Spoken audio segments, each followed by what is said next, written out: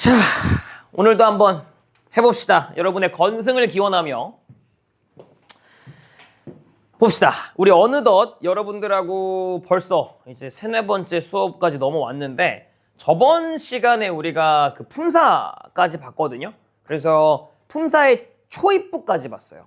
품사의 초입부를 보면서 여러분하고 뭘 배웠냐면 품사란 9개 구품사를 가지고 있다. 절대로 전치사, 접속사, 동명사 이런 것들이 우리말이라고 헷갈리면 안 된다 하면서 품사들을 여러 개 배웠는데 그중에 가장 먼저 봤던 건 체언이었습니다. 명사, 대명사, 수사 요 3개를 가장 먼저 배웠고요. 특히 그중에서 수사라고 부르는 친구들이 수관형사랑 어떻게 구별하는지까지 배웠어요. 수사는 체언이기 때문에 뒤에 뭐가 와요? 조사가 옵니다. 복습하셔야 돼요. 근데 수관형사는 관형이기 때문에 뒤에 체언이 옵니다. 그래서 수관형사 뒤에는 체언이 온다라고 말을 했어요. 오늘 배우는 거는 체언에 이어서 2번째로 중요한 겁니다. 수식어부터 배울게요. 저번에 아마 제가 1번하고 해드렸을 거기 때문에 오늘 2번으로 시작을 좀 할게요. 큰 제목을 2번으로 오늘 크게 수식어로 한번 시작합시다.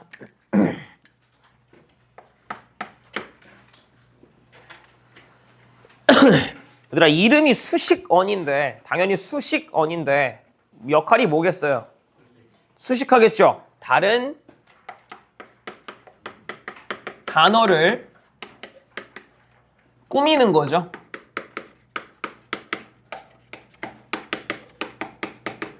다른 단어를 꾸미는 역할을 보고 수식언이라고 부릅니다. 이 꾸민다고 해봐야 여러분 사실 어떤 느낌이냐면 다른 친구에게 뭐 특별한 의미를 더한다기보다 원래 존재하지 않아도 되는 친구를 추가로 붙이는 거예요. 그러니까 관형 우리가 이제 배우겠지만 관형이든 부사든 수식어는 굳이 따지면 액세서리 같은 거죠. 여러분들이 심장이 없으면 죽겠지만 뭐 귀걸이나 아니면은 뭐 반지 같은 게 없다고 죽진 않잖아요. 저 친구들은 추가적으로 우리를 도와주는 역할을, 의미를 추가해주는 역할을 하는 겁니다. 첫 번째부터 배워볼게요. 수식어의 1번. 관형사입니다.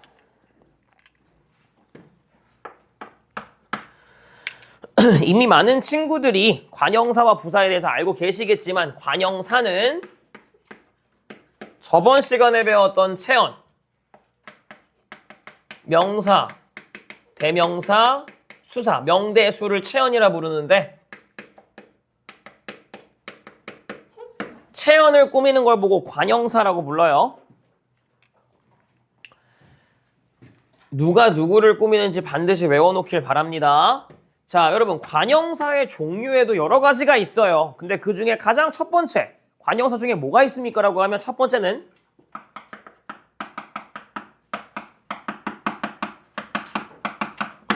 성상관형사입니다. 줄임말이에요. 성상. 뭐예요? 그렇지. 성질과 상태를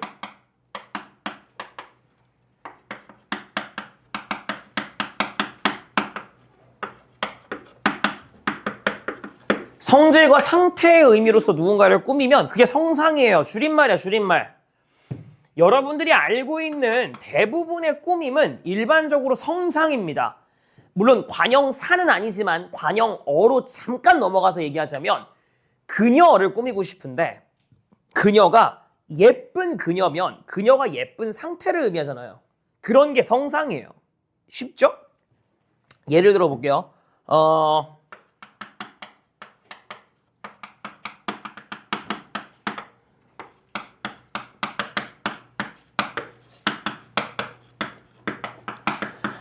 자, 집을 샀다와 이야기를 들었다라는 게 있다고 쳐보겠습니다. 제가 얘 꾸미고 싶어졌어요. 어떻게 꾸밀 거예요?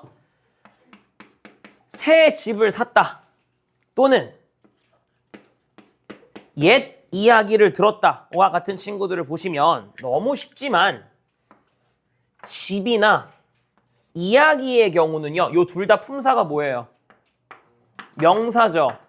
명사니까 체언이겠죠?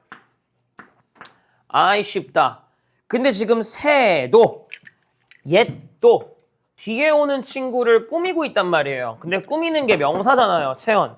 그럼 체현을 꾸미니까 그것도 어떤 의미로? 성질과 상태잖아요. 집은 집인데 뉴 집이면 집의 상태고 이야기는 이야기인데 오래된 이야기도 이야기의 상태잖아요. 그러면 다 성상이 됩니다. 쉽죠? 자, 그 다음에 그냥 아니다. 넓게 쓰자. 넓게 쓰고 지우자. 두 번째.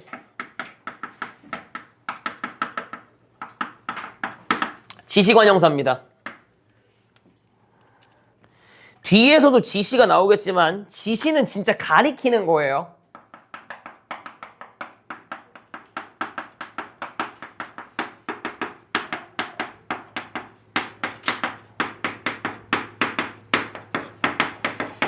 대상이나 위치, 장소 등을 가리키는 그 지칭성을 지시라고 부릅니다. 예를 들면 이것도 쉬워요.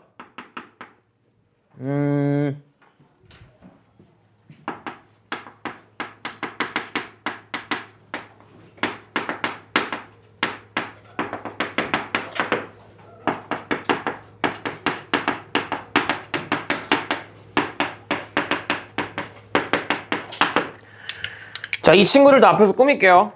어떤 특정 의미를 더하는 게 아니라 그냥 가리키기만 하면 돼요. 이 학원은 참 오래되었다. 그 남자는 참 바쁘다. 자, 여기 학원과 남자의 경우 여러분들이 예상하셨겠지만 체언입니다. 명사니까요. 근데 학원은 학원인데 이 학원이고 남자는 남자인데 그 남자예요. 가리킨 거죠. 여기 앞에 있는 걸 가리키든 멀리 있는 걸 가리키든 특정 대상을 콕 집어준 거죠. 지시입니다.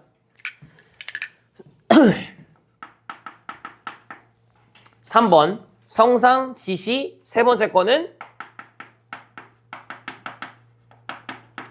지난 시간에 배웠지만 한 번 더.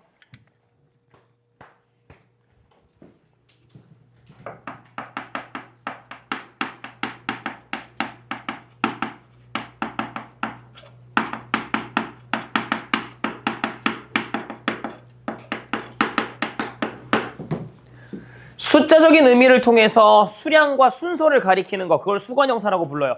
이것도 지난 시간에 이미 한 거예요. 예를 들어서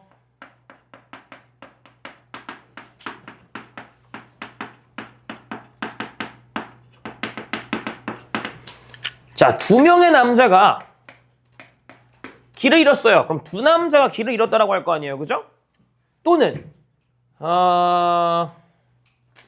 저번에 배웠던 의존명사 좀 써볼까요?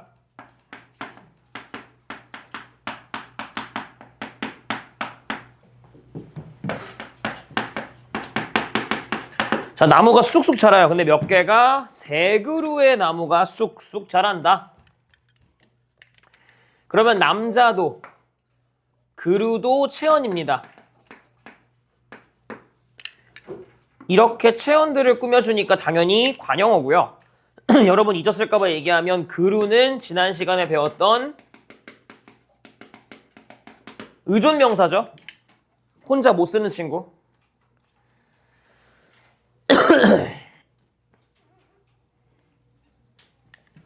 요게 지금 제가 말하고 싶은 관형사인데 지난 시간에 배우긴 했지만 한 번만 더 밑에 적어 놓을게요. 진짜 많이 나와서 그래요. 자, 지난 시간에 제가 얘기했죠. 수관형사. 전번에 배웠던 거니까 빨리 적을게. 수관형사는 수식어이죠. 저기서 배웠던. 근데 얘는 체언입니다. 차이가 뭐예요? 그래서 얜 뒤에 뭐가 와요? 그렇지. 뒤에 체언이 오고 얘는 뒤에. 그렇지. 이거 진짜 구별 잘해야 된다니까. 자, 예를 들면 두 남자가 길을 잃었다라고 하면 얘를 그대로 수사처럼 쓴다고 해볼게요. 그럼 어떻게 써야 돼요? 어떻게 적어줘야 돼? 그렇지.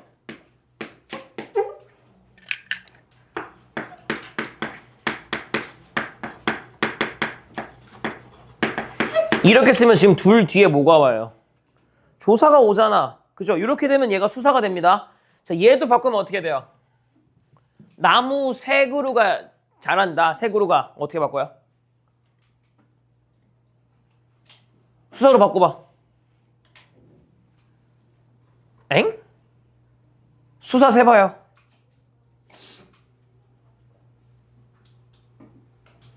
새는 수 관형사잖아. 그럼 수사는 뭐니? 몰카야 아니면 뭐 눈치 보는 거야 뭐야? 자요? 일어나! 야, 왜 그래? 뭐예요? 그렇죠. 어감이 좀 이상하긴 하지만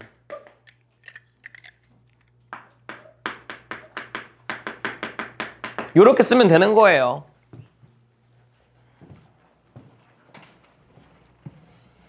제가 지난 시간에도 얘기했지만 가장 신경 쓸 게 뭐다? 요렇게 때는 모습이 다르기 때문에 그나마 외워서 구별할 수 있는데 다섯 보통 구별 안 된다 그랬어요. 5 남자가 길을 잃었다. 남자 5이 길을 잃었다. 똑같죠? 모습이. 어떻게 구별한다고요? 뒤에 뭐가 오는지를 구별하셔야 돼요. 알겠죠? 자, 여러분 관형사는 쉽기 때문에 빨리 넘어갈 거고 지워도 되나요? 혹시 나 아직 이해가 안 됐거나 더 궁금한 게 있거나 없어요? 지운다? 지워도 돼요? 여러분 미리 말하지만 부사 할 건데요. 이 다음은 부사예요. 부사는 6개입니다. 하나, 둘, 셋, 6개 미안해. 7개야. 부산 적을 거 많아요. 지울게요.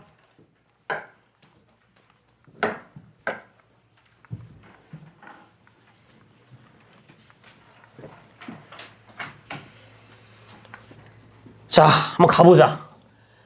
2번. 부사. 아까 그 관형사는 누굴 꾸민다 했죠?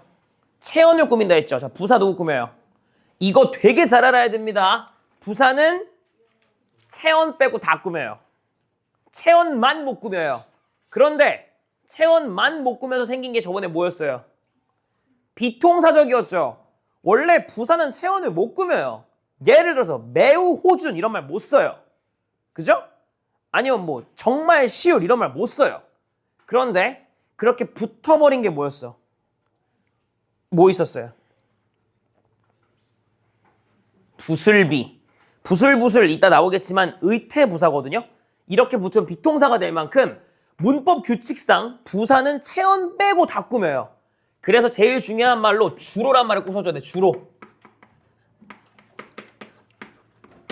서빈이 말대로 주로 한다면 용언이 맞아. 용언을 가장 메인으로 꾸며요. 용언은 동사형 형사죠.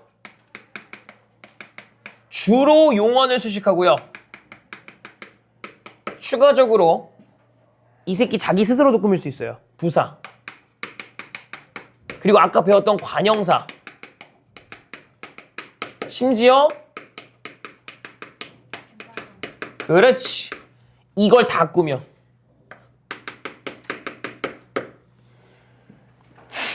그러니까 부사는 체언만 빼고 싹 다 꾸민다. 그러면 부사라는 친구의 종류가 뭐가 있을까요?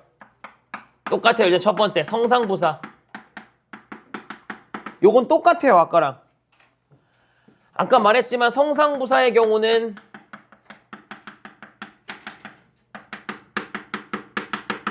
성상관형사처럼 성질과 상태를 수식하면 성상부사겠죠?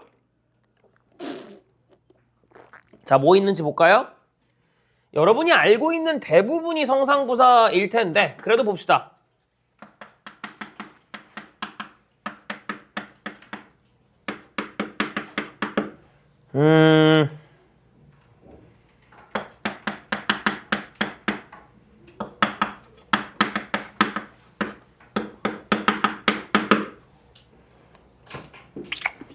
뭐 있을까 또?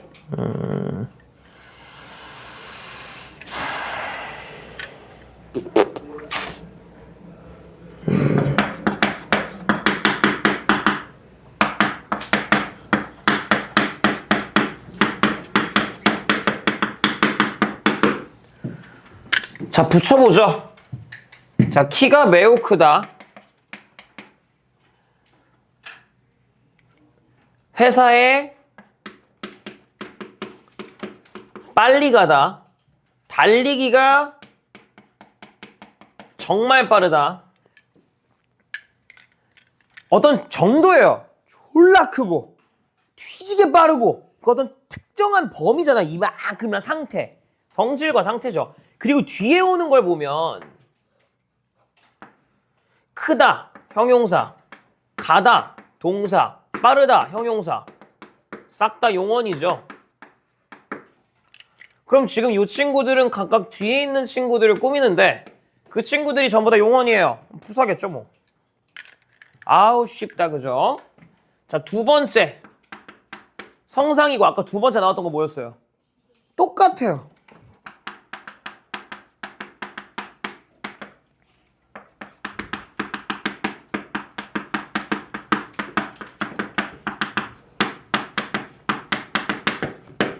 대상, 위치, 장소 그걸 가리켜가지고 꾸며주는 게 아까 지시 관형사였잖아요. 똑같아요. 지시 부사예요 그게.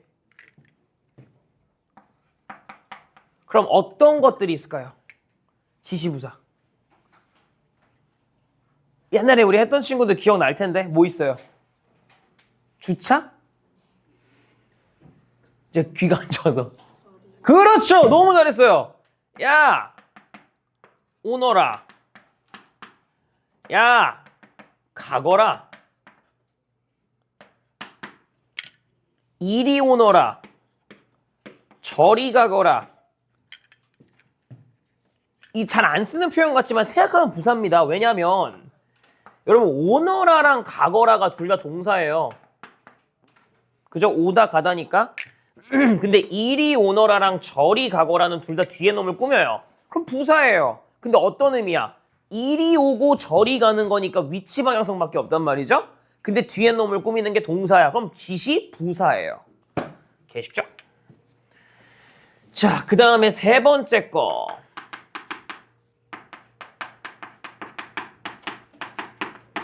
문장 부사.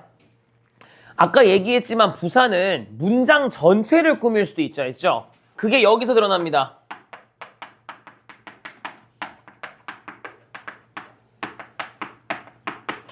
문장 전체를 꾸며주면 문장 부사예요. 자, 어떤 건지 볼까요?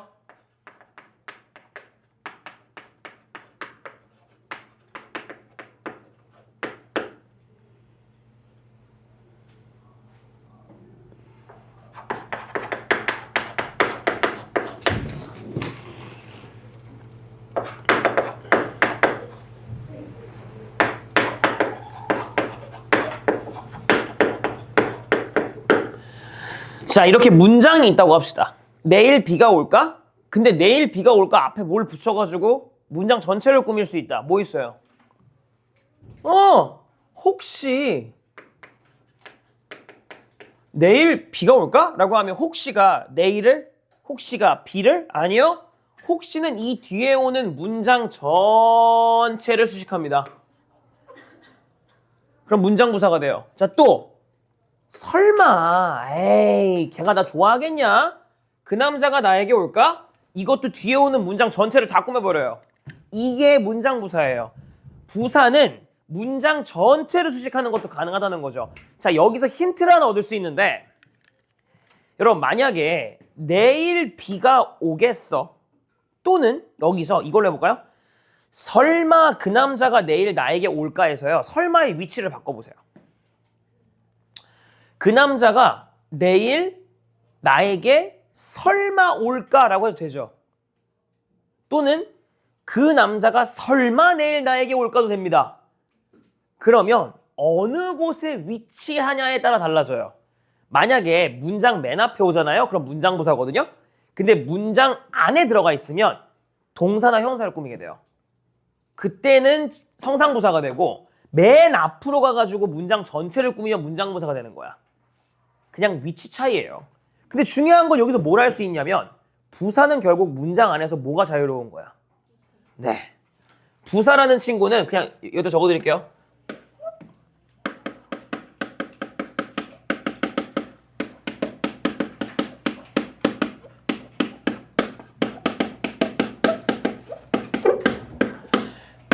문장 속 위치 이동이 자유롭습니다. 이게 되게 중요한 게요. 관형사가 이게 안 돼요. 자, 아까 거 해볼까요? 내가 새 집을 샀다라고 하면 내가 집을 샀다가 안 되죠. 무조건 관형사는 체언 앞에서만 고정됩니다. 그래서 어떤 문제가 나오냐면 수식어는 문장 안에서의 위치 이동이 자유롭다 또는 자유롭지 않다로 냅니다. 둘 다 틀린 말이에요. 부사는 자유롭고 관형사는 자유롭지가 않아요. 그래서 둘 다 틀린 말이야. 수식어는 이러면 다 틀린 거예요. 두 개가 다르기 때문에. 이해한 거죠? 진짜? 자, 1, 2, 3 했고 4 합시다. 4.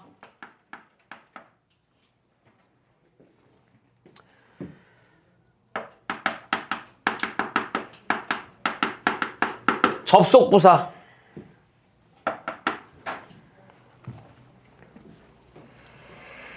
접속부사라는 친구는요.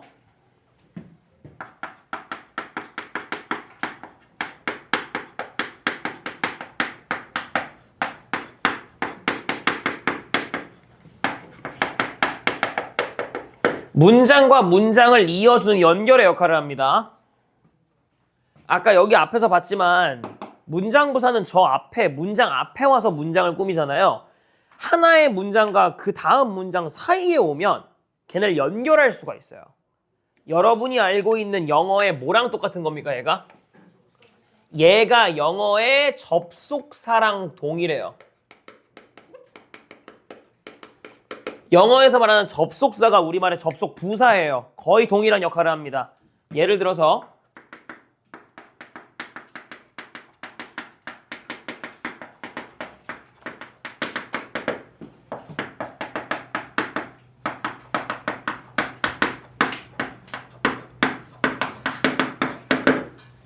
나는 빵을 먹었다. 그녀는 밥을 먹었다. 중간에 들어갈 거 정말 많거든요. 근데 그냥 그러나라고 해볼까요? 이렇게 집어넣어주면 앞뒤 문장을 딱 연결해주죠. 하나의 의미로. but 같은 게 되니까. 또는 뭐 있을까?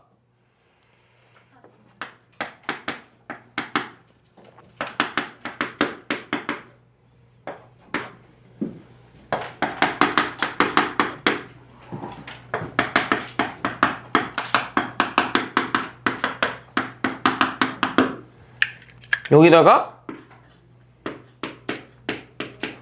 그리고를 집어넣어도 되고 하지만을 집어넣어도 되고 한편을 집어넣어도 되고 갈 거 엄청 많죠? 이 접속 부사를 체크를 잘 해놓으셔야 되는 게요. 이따 우리 뒤에서 접속 조사 배우거든요. 걔랑 구별하셔야 돼요.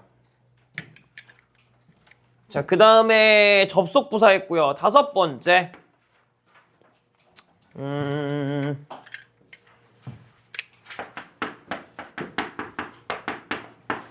시간 부사.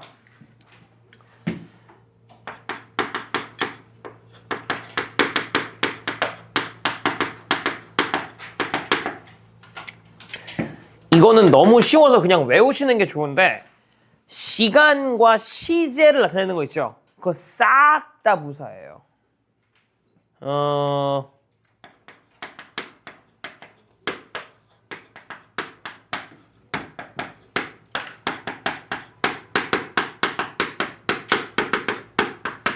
이런 거 있잖아.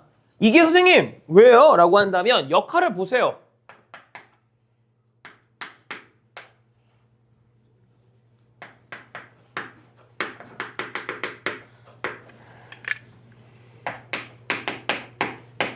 이렇게 한번 봐봐. 여러분 일어나다는 동사예요. 근데 방금 일어난 거면은 일어났다를 꾸미거든요? 그거 부사죠. 이거 내일로 마찬가지도 그래요. 나는 내일 나는 학교에 내일 간다. 내일 가다라고 해도 가다를 꾸며요. 내일은. 명사로서도 있죠. 만약에 그 뒤에 조사가 붙으면 내일은 월요일이다. 이러면 내일이 명사거든요. 은이 붙어 있으니까. 근데 내일이 뒤에 누굴 꾸민다 하면 똑같은 내일이어도 품사가 달라요. 품사의 통용이라는 게 있습니다. 하나의 단어 안에 여러 가지의 품사가 있을 수도 있는 거예요. 그러니까 꼭 쓰임새 잘 보셔야 돼요. 이해돼요? 무슨 말이냐면 여기서는 만약에 이게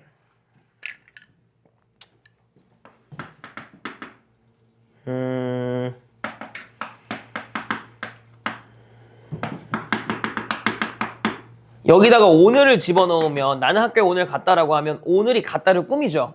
이때 오늘의 품사가 뭐예요?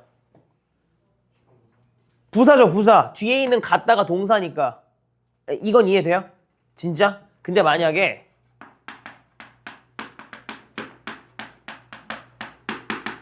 이렇게 적었어요. 여기도 오늘이 있고 여기도 오늘이 있는데 얘는 오늘이 갔다를 꾸미죠. 근데 얘는 오늘 뒤에 누가 와요? 그지? 그럼 얘는 품사가 뭐겠어요? 조사 앞에 오는 건 명사밖에 없어. 명사, 대명사, 수사, 체언밖에. 그럼 얘 체언이야. 그러니까 얘가 뭐가 돼요? 명사가 돼요, 이때는. 같은 모습을 한 단어여도 걔가 어느 곳에서 누구랑 쓰였는지에 따라 품사가 달라질 수도 있다는 소리야. 하나의 단어는 2개 이상의 품사를 가질 수도 있다고. 알겠죠? 응? 아.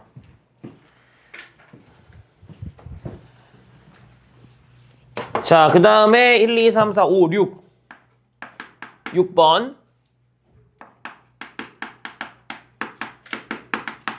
부정부사입니다.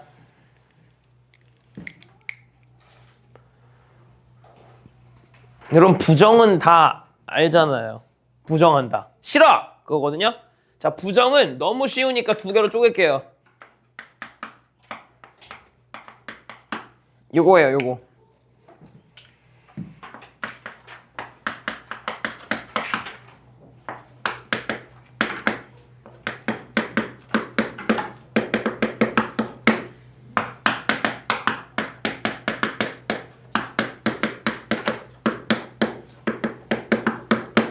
자, 입장 차이에 따라 의미가 바뀌죠.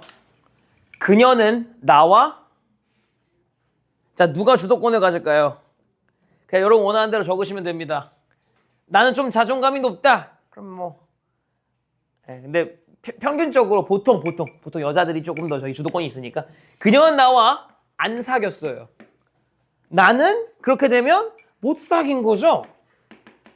그죠? 근데 이제 이렇게 됐음에도 불구하고 이제 이걸 뒤집어서 자기 만족하는 친구들이 있습니다. 내가 안 사귄 거야. 뭐 이런 친구들이 있는데 여러분 사귀었다가 동사예요. 이게 동사란 말이죠. 안 사귀든 못 사귀든 둘 다 사귀었다를 꾸미니까 부사죠. 근데 부사인데 어떤 부사야? 부정의 의미잖아요. 대신 부정의 의미의 차이는 있습니다. 둘 중에 내가 안 사귈 거야 의지를 갖고 한 건 뭐예요? 아니죠. 그래서 이게 뭡니까? 얘가 의지 부정이에요. 근데 이거는 무슨요? 내가 사귀고 싶어도 걔가 안 사귀어준 거죠. 비참하죠. 슬프죠. 절망적이죠. 우리 인생 같죠. 이런 걸 보고 우리는 능력 부정이라 그래요. 여러분이 아무리 해봐야 여러분 능력이 부족하기 때문에 사귈 수 없는 거니까요. 너무 차가웠니? 다 여러분 능력이 되잖아요. 전 여러분이 행복하고 멋진 연애할 거라 믿어요. 자, 그 다음에 의성 의태부사 봅시다.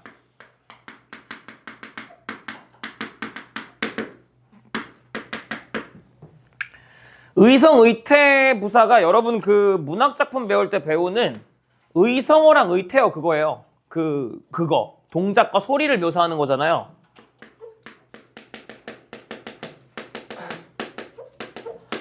우리 시에서 배우는 거 그거 다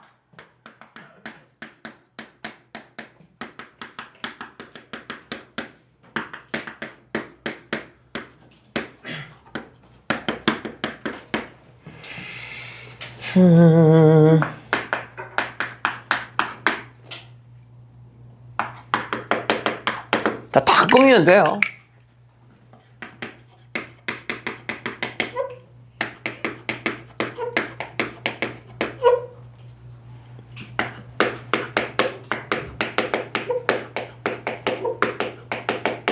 이거 다 뛴다 동사, 노래한다 동사, 간다 동사 얘를 다 꾸미니까 부사. 부사가 이렇게나 많습니다.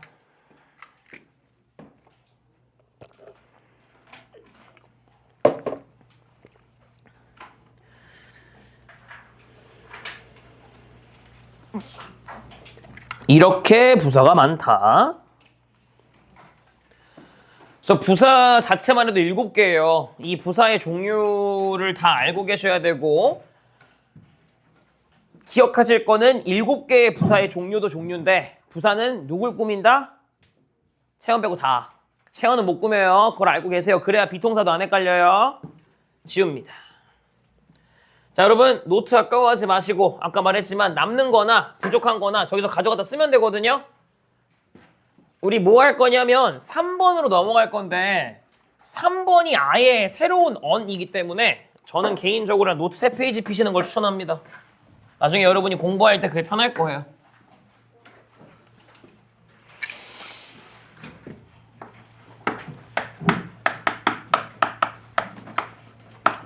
관계연. 네, 천천히 가져갈 친구들 가져간 다음에 봅시다. 여러분 관계연이 하나밖에 없어요. 하나밖에. 관계연에 뭐 있죠? 조사. 관계연에는 조사밖에 없어요. 조사.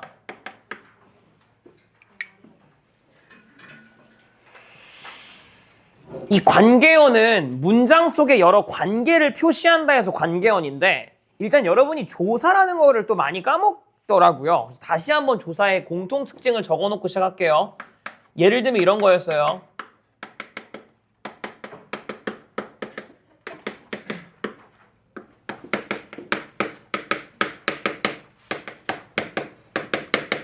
자, 여기서 빠져있는 거 집어넣으면 철수가 학교에 책을 가지러 간 사람이다. 노란색으로 적은 친구들이 조사죠.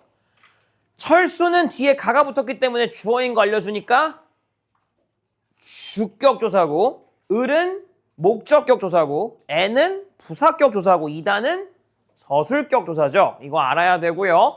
할 거야. 지금 할 거야 어차피. 자, 두 번째로 우리 앞에서 얘들아 조사라는 친구의 공통 특징 배우고 왔죠. 너무 중요한 거. 뭐랑 뭐예요? 의미가 있어요, 없어요? 혼자 써요, 못 써요? 그래서 뭐였어요? 그거랑 두 개. 뭐라고? 뭐랑 뭐라고? 의존 형태소랑. 그렇지.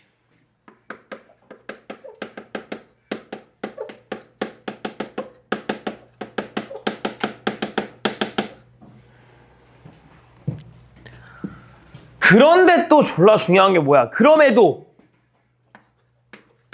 뭐로 인정해요? 단어.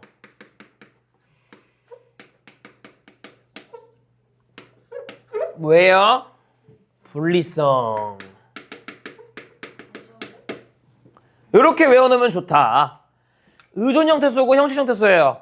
단어 자격이 없어야 돼. 그런데 단어로 인정해. 왜? 뭐 때문에? 분리성 때문에.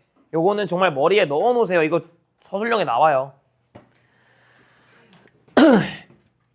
이 관계원의 종류가 얘들아 되게 많아요. 많은데 일단은 첫 번째부터 배웁시다. 첫 번째 격조사부터. 조사를 그래도 1번하고 2번까지는 갈 수 있을 것 같으니까 일단 1번 여기다 적을게요. 1번 격조사.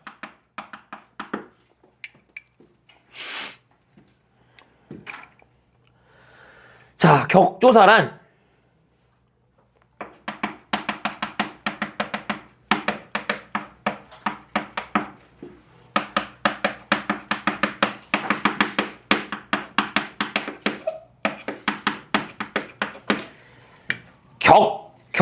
격이잖아요. 격조사는 체언, 앞에 오는 체언에 문장 속 자격을 규정짓습니다. 자, 여러분 이 문장 속 자격이라는 게 뭐죠? 다른 말로 하면 문장에서 무슨 역할을 하냐는 거예요. 우리가 뒤에서 또 배우겠지만 지금 배우고 있는 사로 끝나는 친구들은 이름이에요. 그건 이름이기 때문에 바뀌지 않아요. 하지만 성분은 바뀌죠. 그럼 격조사는 누구를 규정지어요? 문장 성분을 규정 짓습니다. 문장 성분. 얘는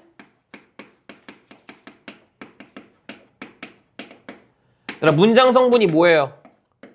어로 끝나면 돼요. 그러니까 우리가 지금 배우고 있는 애들 얘네는 품사는 얘들아 이렇게 사로 끝나야 돼요. 조사, 관형사, 부사, 감탄사, 사. 근데 성분은 어로 끝나요. 이 두 개가 다른 거야. 그래서 우리가 뒤에서 배우잖아. 관형사랑 관형어랑 다른 애야. 그걸 나중에 또 배워야 돼. 그러니까 사랑 어는 달라요. 여러분 중3 때 내신으로도 했던 거예요. 자, 그럼 문장 성분을 규정짓는데요. 보자. 1번. 자, 주격조사. 당연한 소리지만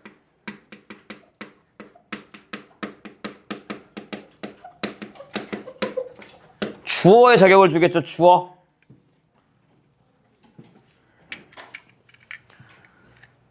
자, 어떻게 줘야 주어인지 봐야겠죠. 뭐가 붙으면 주격조사예요? 이거 붙으면 주어다. 뭐야?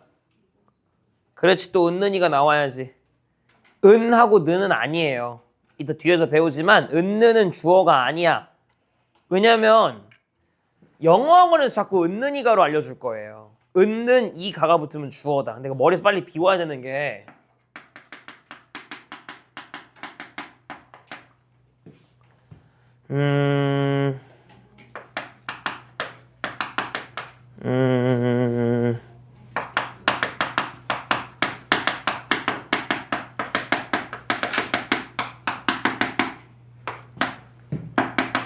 그녀는 빵은 밥보다는 그러면 주어가 3개예요?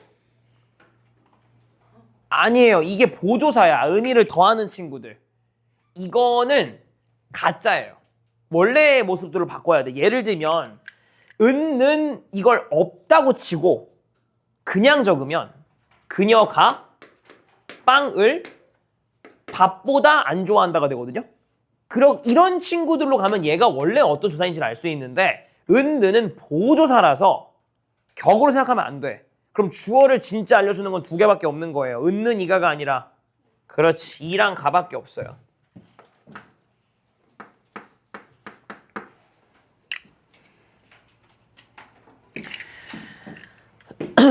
뭐 예를 들면은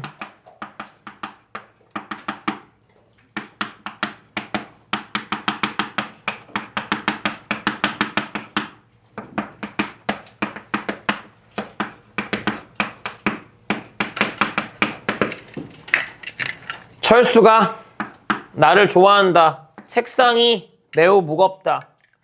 자, 가 앞에 왔죠? 얘네가 주어가 되죠? 저도 알아요. 너무 뻔한 것도 알고 여러분이 이해하기 쉬운 것도 알아. 그래도 정리하는 거야.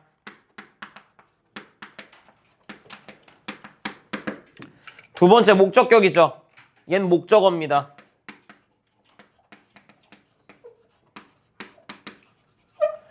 목적어 부여할 수 있는 친구는 뭐 있어요? 을을.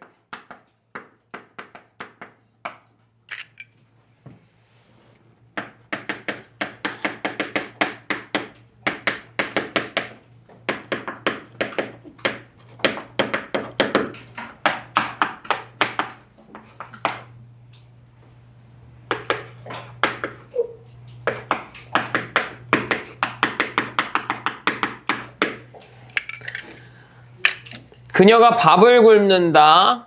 내가 시험을 망쳤다. 요런 친구들이 을을 앞에 오니까 목적어가 되죠? 쉽죠?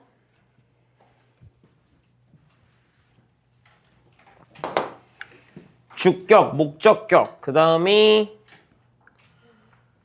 어디로 올라가지? 이따가 여기다 적으려면 그냥 여기다 적을게요. 3번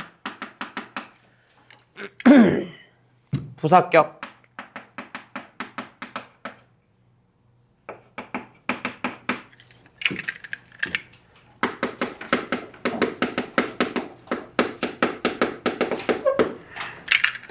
얘들아, 부사격이 좀 많아요. 이게 진짜 많은데 그냥 간단하게 한번 알려줄까? 너무 많은데.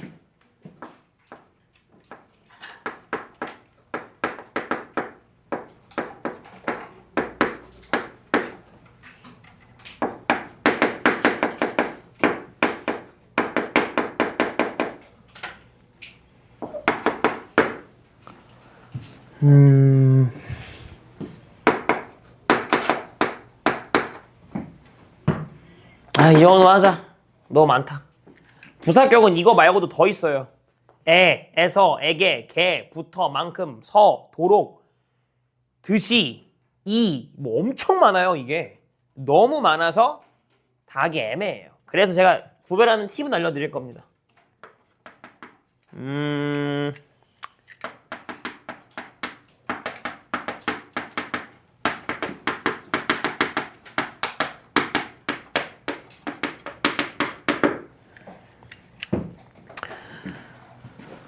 또는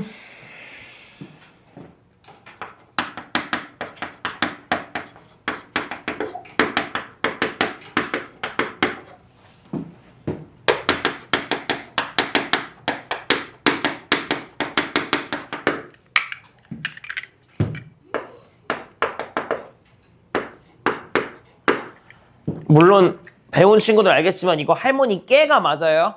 객체 높임해야 돼서. 근데 그냥 양해해 주시고. 얘랑 얘가 지금 부사어가 됐거든요. 이것 때문에. 자, 그래서 어떻게 구별하냐면요. 이 부사어는요. 얘네가 지금 여기서 이렇게 부사어잖아요. 이 부사어 친구들은 이걸 전체로 외우는 건 좀 힘들어요. 제가 많이 알려드리는 방법인데.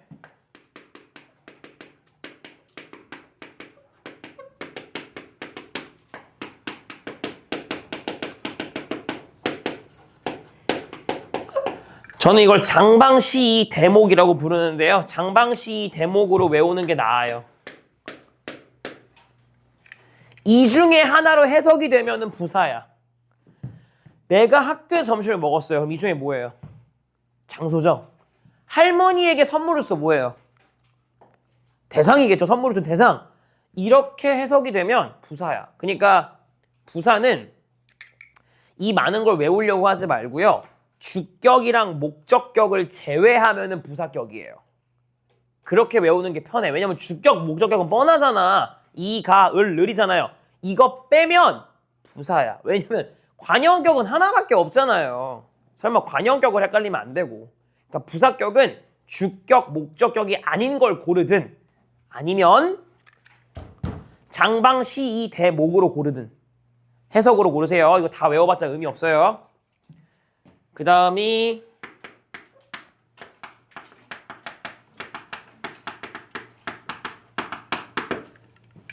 관형격 조사.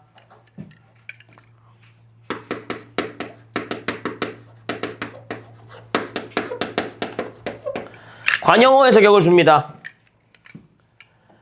얘 하나밖에 없죠. 의. 우리 앞에서 그 사이시옷 배울 때 이미 한번 언급됐던 친구예요. 뭐뭐 의가. 자, 왜 그러냐면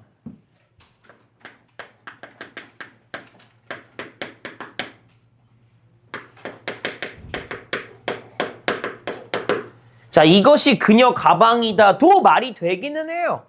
되기는 해. 근데 생략된 거죠. 뭐가? 그녀 의가. 자, 얘들아, 그녀 의가 붙으면 얘가 뒤에 오는 가방을 꾸미게 되거든요. 근데 가방의 품사가 뭐예요? 얘 명사죠. 그럼 채연이잖아. 채연 꾸미는 거 뭐였어요? 관형사죠, 원래. 근데 관형사인가 하고 봤더니 그녀의 품사는 뭐예요? 대명사예요. 관형사는 아니야. 그럼 뭐예요? 관형어가 되는 거죠. 그래서 관형어랑 사랑 달라요. 관형사는 그 단어 자체가 관형이어야 돼요. 아까 새나 옛 같은 거 보세요. 옛 이야기는 옛이란 단어가 변형된 게 없죠. 근데 그녀의는 그녀 뒤에 뭔가가 추가되어야만 꾸밀 수 있어요. 원래대로면 생략할 수도 있지만 이런 거는 원래 관형사가 아니라 관형의 자격을 부여받은 거죠. 그래서 관형격 조사가 쓰인 겁니다. 알겠죠? 얘가 관형격, 얘가 관형어가 된 거야. 그래서 관형사가 아니고 관형어예요. 관형어.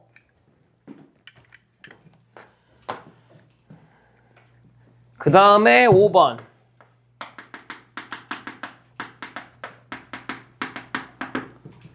격조사의 5번. 서술격 조사. 서술격은 뭐겠어요? 서술어 자격이겠죠? 자, 얘도 하나밖에 없잖아. 이다. 자, 이것도 무슨 말이냐면 이거 많이 헷갈려요. 이 서술격은 진짜 여러분 진짜 많이 헷갈리기 때문에 잘 알아놔야 돼요.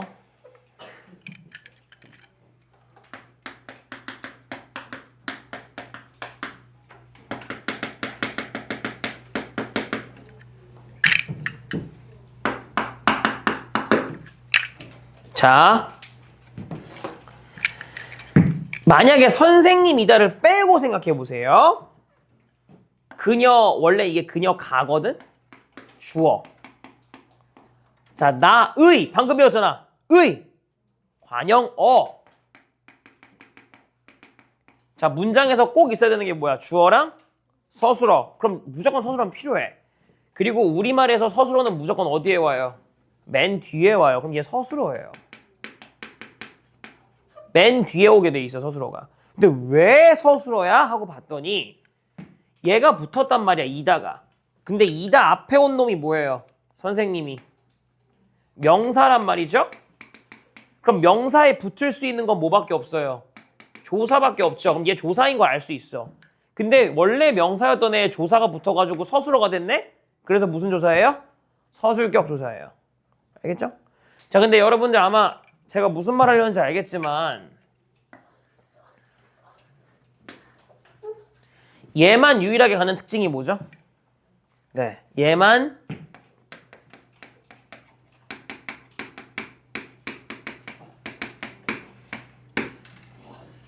가변어입니다.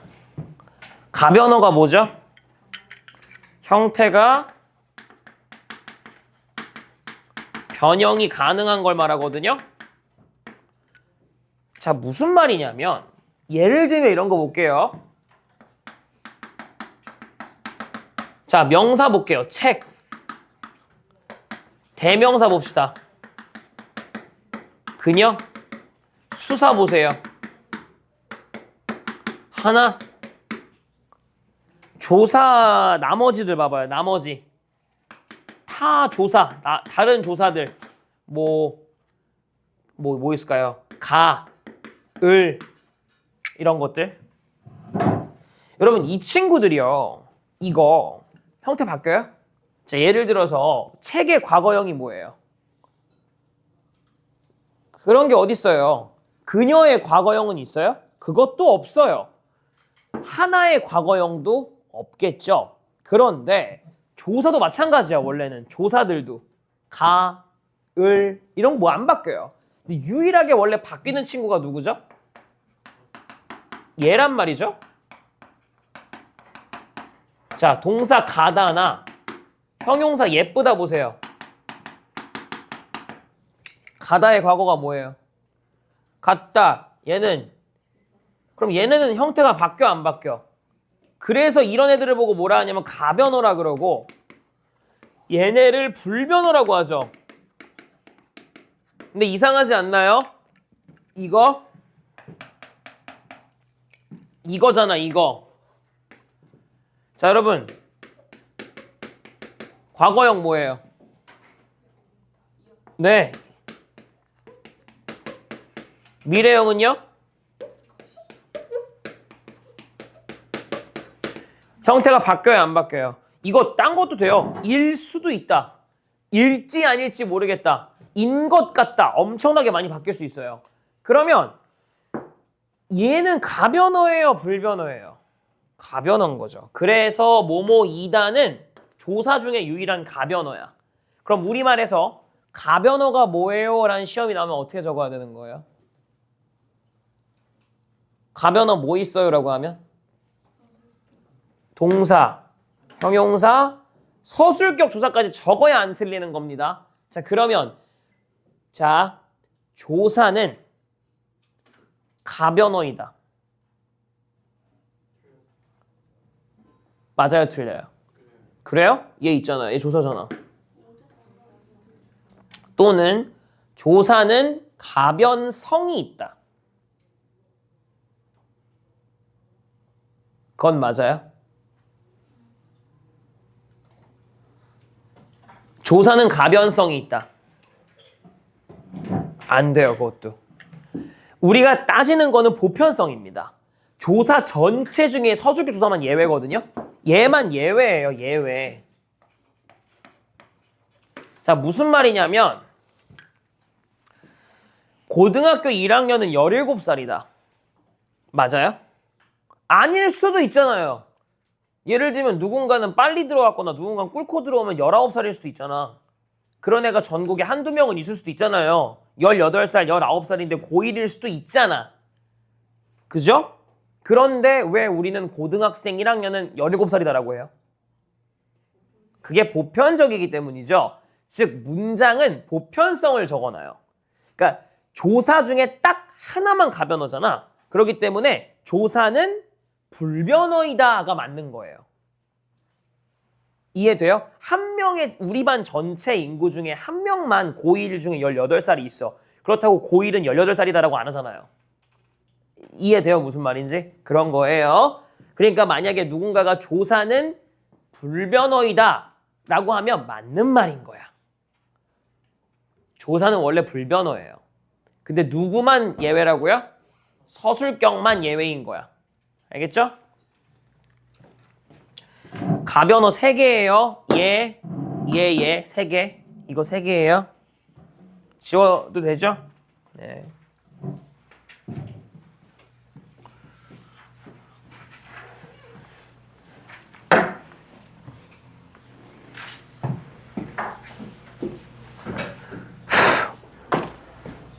그 다음에 보조사까지 봅시다. 자, 2번.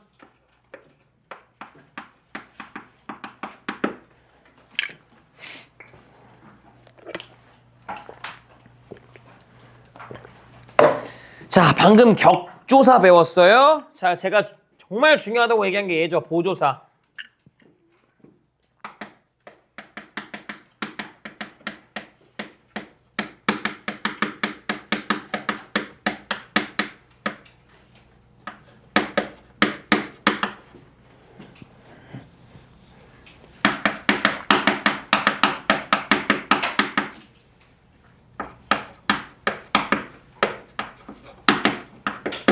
말 그대로 보조해서 보조사입니다. 뭔가 자격을 주는 게 아니라 자격은 이미 있어요. 거기에 의미를 더한다. 보조한다 해서 보조사예요. 얘가 정말 중요한 게 뭐냐면 이 친구가 이걸 알아야 돼.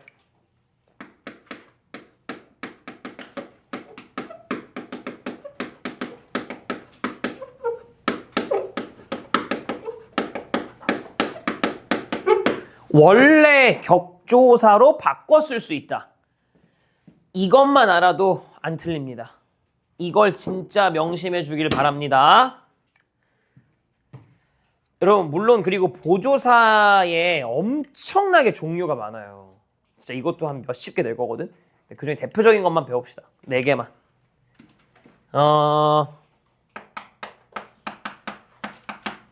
강조. 강조의 의미를 갖는 보조사입니다.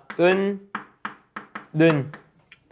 여러분이 아까 주어인 것처럼 헷갈렸던 게 이거예요.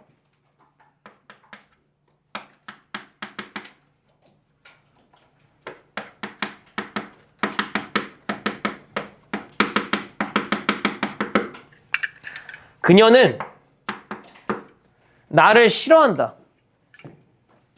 얘들아, 아까 얘기했지만 중요한 게 뭐라고요? 이거 원래로 바꿔 쓸 수 있다 했죠. 바꿔 쓰면 어떻게 돼요?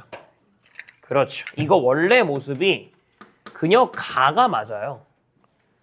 그럼 원래는 그녀가 뭐였다는 거예요? 주어죠. 그럼 이제 또 이러겠죠. 선생님, 는이 붙으면 주어네요? 그러지 말라고. 왜냐면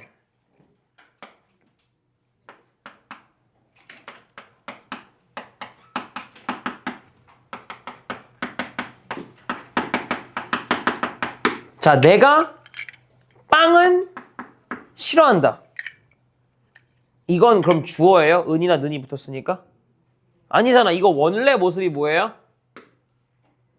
이거 없다고 생각하면은 빵을이겠죠.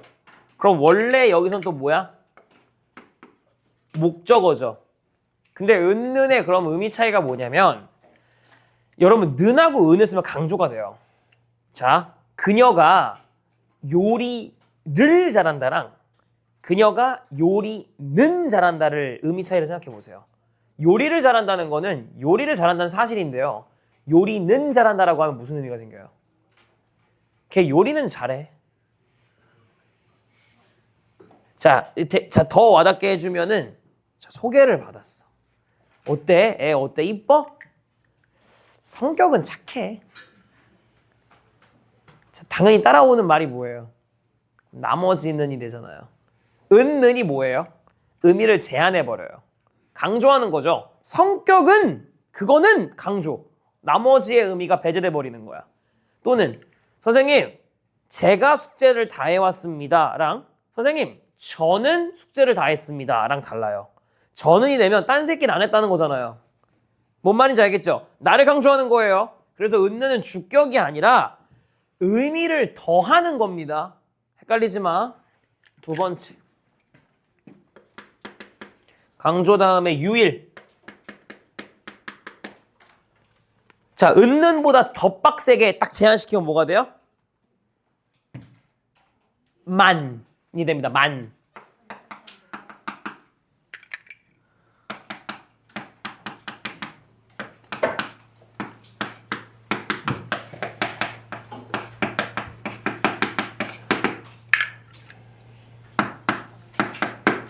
자, 그녀가 나만 싫어한다. 그럼 이거 원래 뭐예요? 나를 싫어한다거든? 이것도 원래 목적어라는 걸 알 수 있어요. 근데 아까 그녀가 나는 싫어한다라고 하면 다른 애들도 싫어할 수 있어. 근데 나는 특히 싫어하는 거죠. 근데 나만이면 다른 애들은 하나도 안 싫어하는데 나만 싫어하는 거예요. 딱 집어버리죠. 또는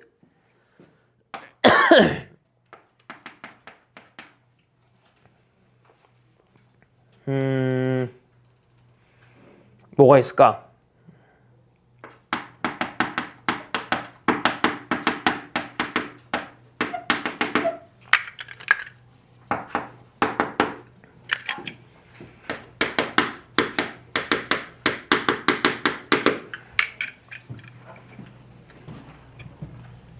이것도 다른 곳이 아니라 학교에서만이라는 의미가 생기거든요. 이때 제가 얘기해 줄 게 요거예요, 요거.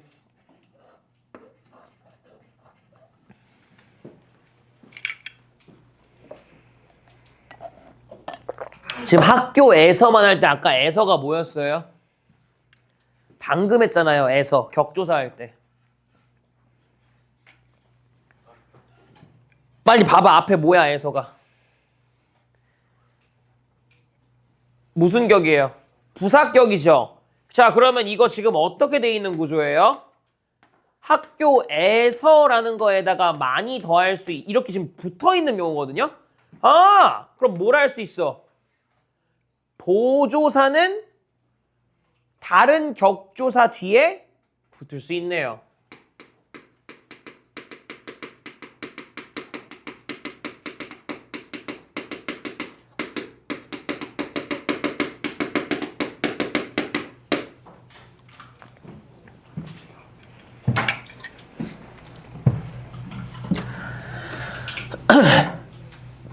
의미적으로도 더해주거나 제한시키는 것도 있지만 이 다른 격조사랑 붙어가지고 이렇게 추가적으로 쓸 수 있어요. 얘들아 이거 여러 개 써도 돼요. 예를 들면 그녀만은도 돼요.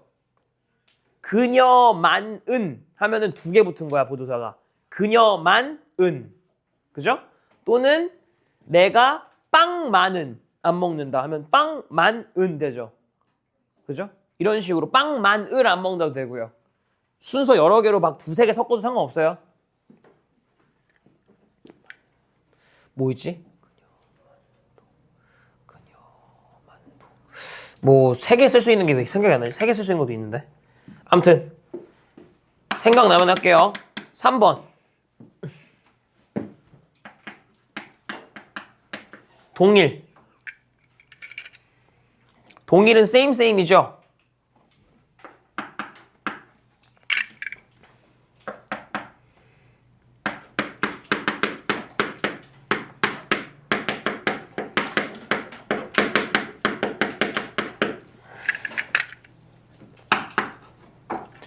그녀가 나도 싫어한다.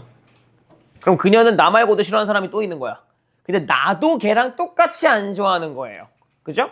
이때 도가 원래 아까 얘기했지 계속 말하죠. 르이에요. 이것도 원래 성분 따지면 목적어입니다.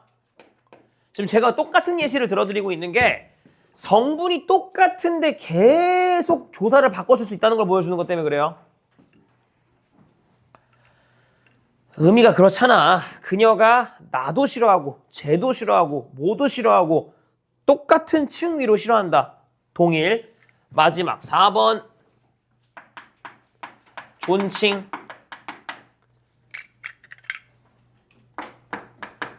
요.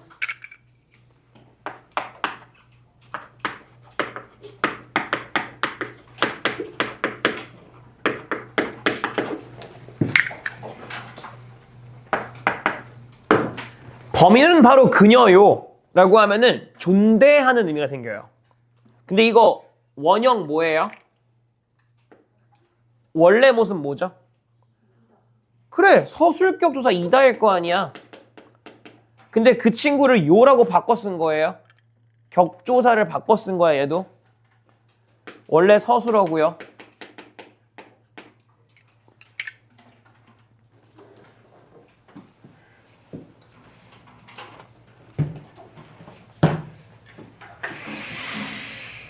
그럼 얘들아, 얘랑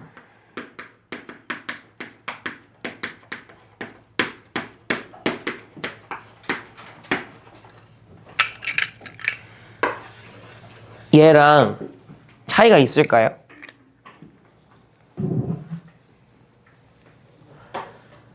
둘 다 존댓말이잖아요. 둘 다 요가 붙었고요. 둘 다 서술어고. 일단 조사를 빼도 되잖아요.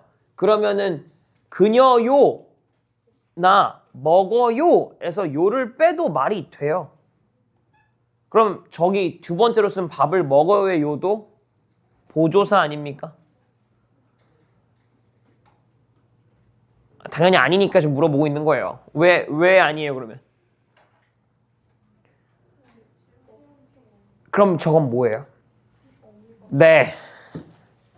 이렇게 헷갈리게 되는 문제가 많을 거예요. 자, 쟤는 그녀에다가 요를 더했죠. 그럼 이거 앞에 저기 채연이거든요. 그러니까 얘가 조사한 거야. 그지? 얘 봐봐요. 어간이 먹이라는 어간일 겁니다. 안 바뀌는 부분이. 그 뒤에 어요가 붙은 건데 이건 어간이죠. 안 바뀌는 게. 어간 뒤에 뭐밖에 못 와요? 어미밖에 못 와요.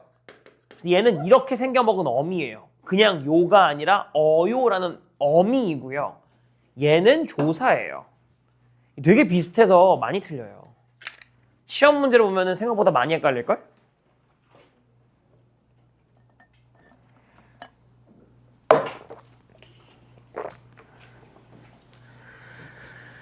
됐죠?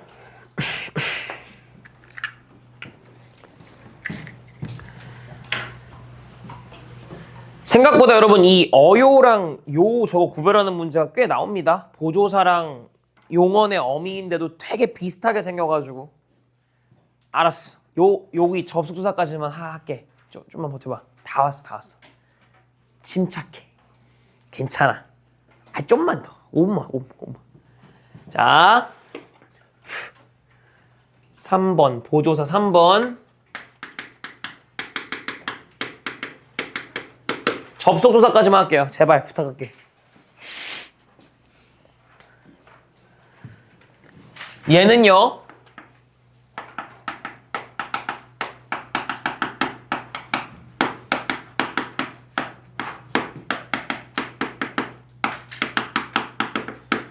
합니다. 제가 아까 이거 해야 되기 때문에 뭘 헷갈리지 말라 그랬죠? 얘랑 이거랑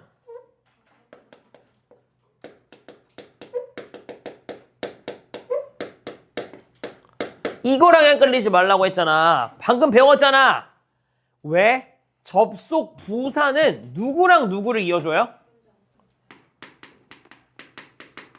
이렇게 이어주죠. 근데 얘는요? 자, 생각해봐. 어렵지 않아? 머리를 힘줘 봐봐. 아까 부사는 누구에 붙을 수 있었어요? 부사가 체언에 붙어요? 누구를 꾸며야 부사였어요? 체언 빼고 다죠. 그 중에 하나가 뭐였어? 그러니까 뭐였어? 하나가 부사가 꾸밀 수 있는 게 문장이었죠. 그럼 부사는 문장과 문장 사이에 붙어서 뒤에 오는 문장을 꾸미는 역할을 해야 되기 때문에 문장과 문장을 이어줄 수밖에 없어요. 근데 조사는 누구에 붙어요? 체언이죠. 체언은 명사 같은 단어잖아. 그럼 당연히 단어와 단어를 꾸며주는 게 조사예요. 그러니까 접속 조사와 접속 부사는 이 친구의 원래 이름의 특성을 고려하면 헷갈릴 게 없어야 된다고. 자, 어떤 거냐면 이런 거예요.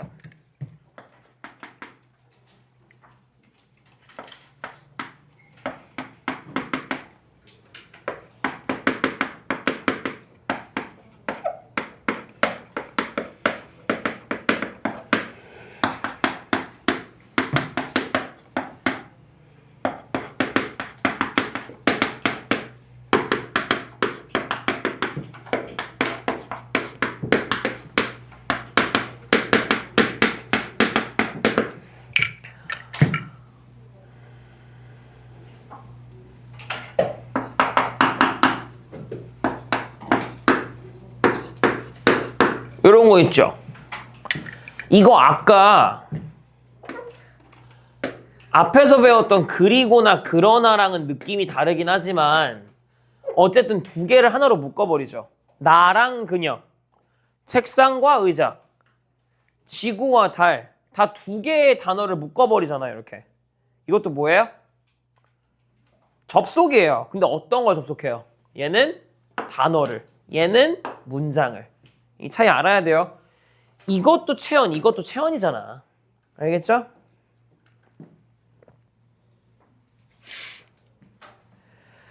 접속 조사랑 접속 부사랑 정말 구별 많이 하는 걸로 나와요. 헷갈리면 안 돼요.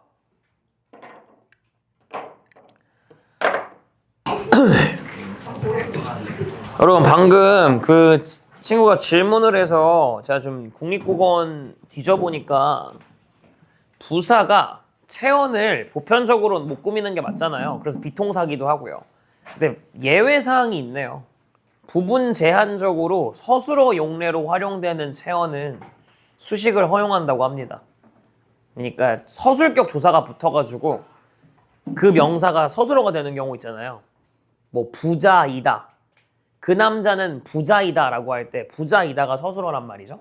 근데 부자이다 해서 이다가 붙었어도 품사는 체언이에요. 부자 때문에.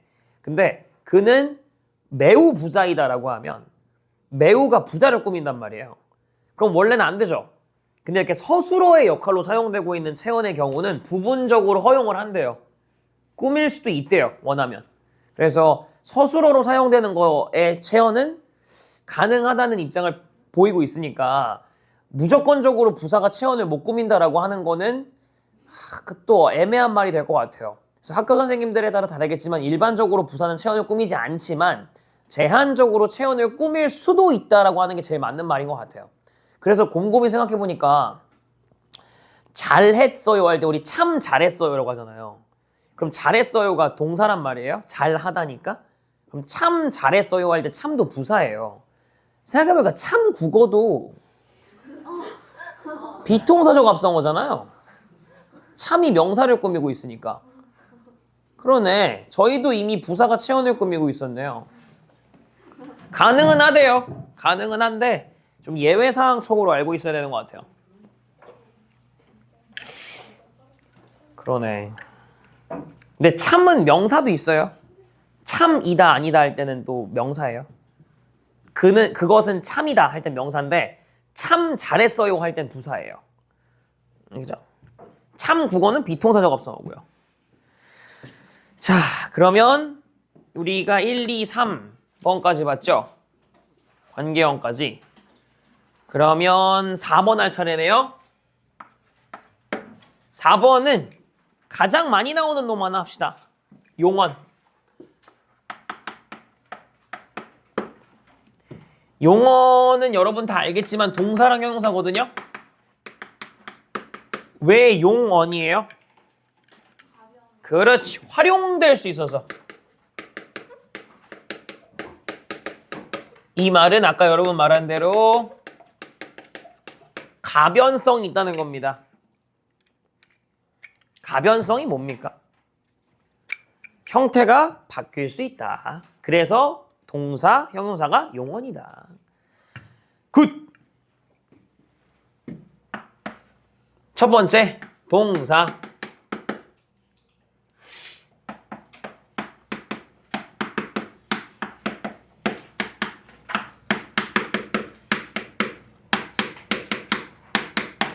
자, 움직임이나 동작을 묘사합니다.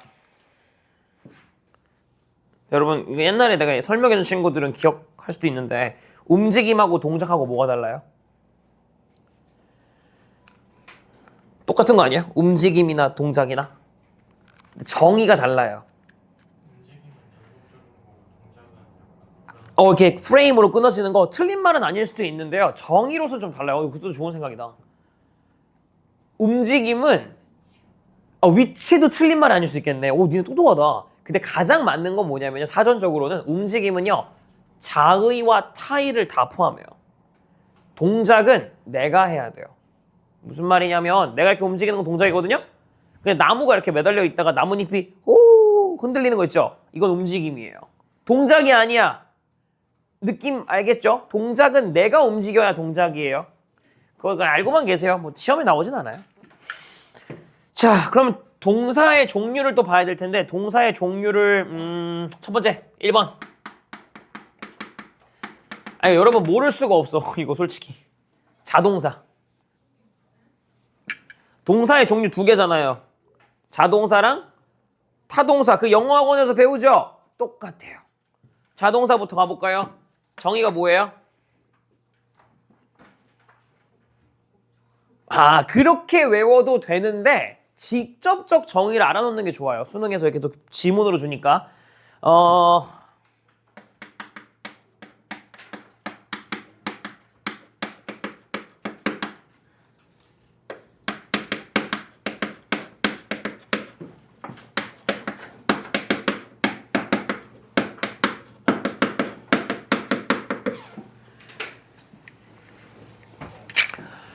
자, 주어가 능동적이고 주체적으로 움직이는 걸 서술해요. 그 말은 내가 직접 뭘 한 게 자동사거든요.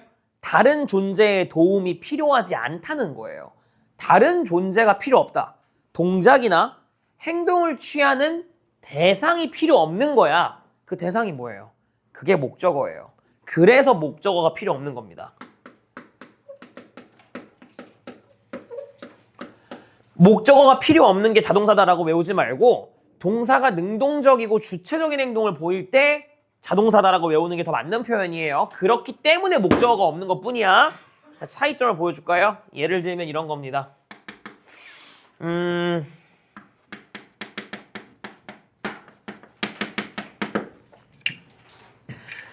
자, 얘들아, 그녀가 잔다라고 하면 그녀가 주어고 잔다가 서술어예요. 그죠? 자, 이때 여러분 요 자동사를 보고 싶은 거니까 잔다의 품사는 동사거든요. 근데 여기 앞에 잠을 잔다라고 안 하고 그냥 잔다라고 해도 말이 돼요. 잠을이라는 목적어가 꼭 필요 없어요. 없어도 돼요. 그럼 목적어가 필요 없으니까 이 잔다는 뭐가 돼요?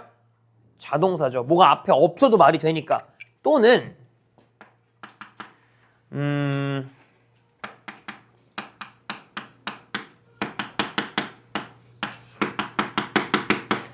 자, 이번에 산다 볼까요? 산다.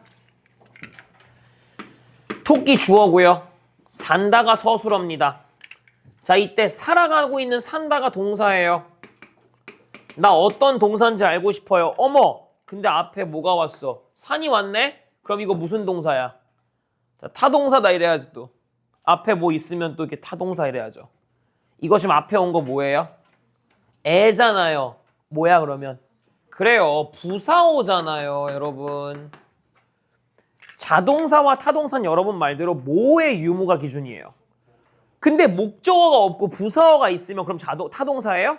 아니야. 목적어가 없잖아. 얘도 자동사예요. 목적어의 유무로 판단하세요. 알겠죠?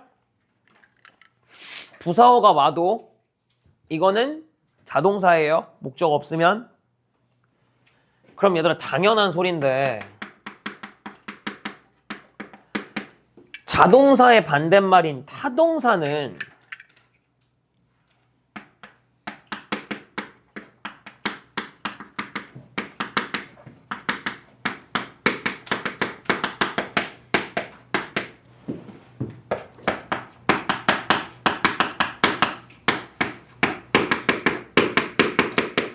어떤 대상과 관련되어서 서술이 된다는 소리는 이 대상이 뭐예요? 그렇지.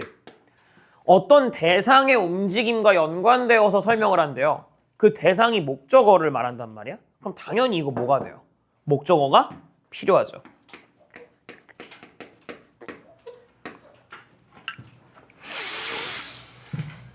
자, 예를 들면 이런 겁니다.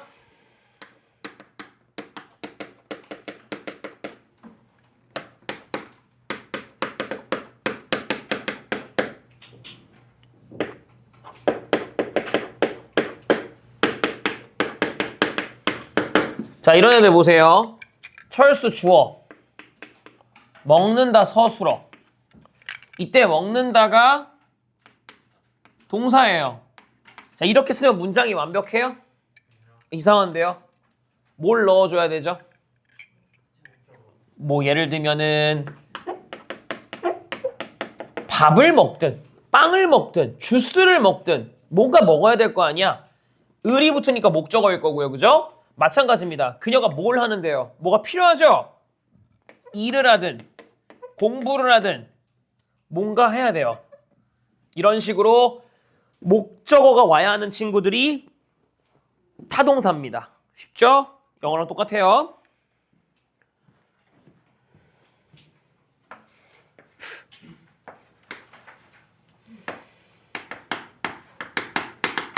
그럼 형용사는 뭐가 있을까요?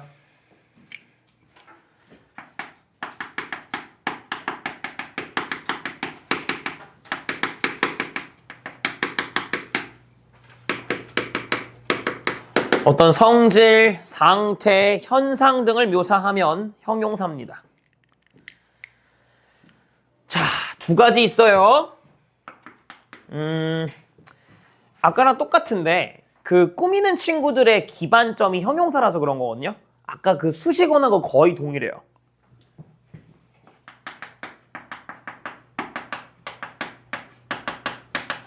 정상 형용사. 이 줄임말이라 그랬죠. 뭐의 줄임이래요? 네.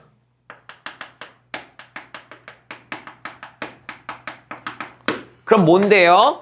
자, 여러분이 알고 있는 대부분이 성상형용사예요. 뭐 예를 들어서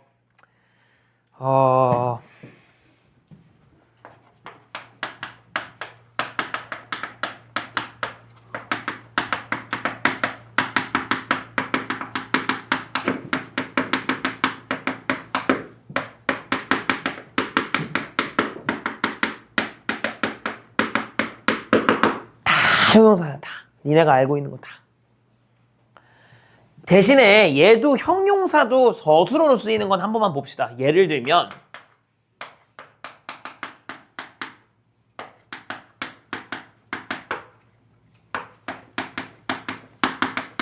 그녀가 정말 기쁘다.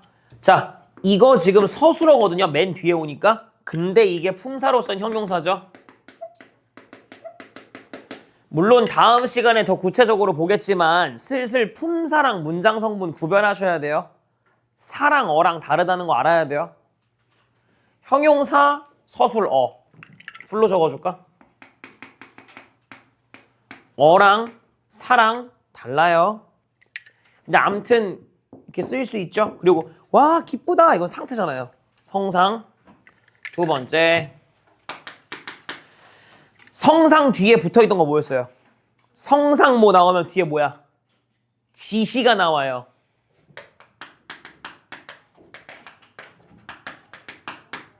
지시는 뭐였죠? 가리키는 겁니다.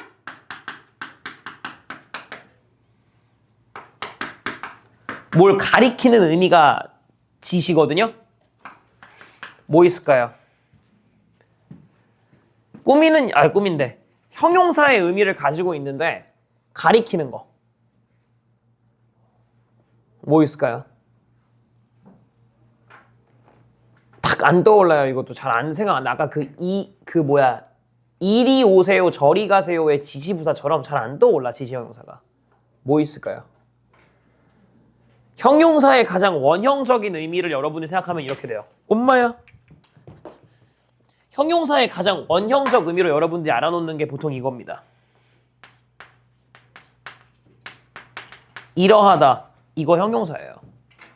근데 어떤 특정 상태가 아니라 그냥 가리키잖아요. 요러하다. 쪼로하다. 그러니까 저러하다. 그러하다. 어떠하다. 뭐 이런 거 있죠. 그러니까 뭔가 정말 정확한 상태나 성질을 설명하는 게 아니라 그냥 대충 그래. 그게 다 그래요. 그래서 여러분들 예시로 제가 왜 이걸 말씀드리냐면 이게 예문으로 나오잖아요. 요따구로 나온다는 거 알아놓으셔야 됩니다.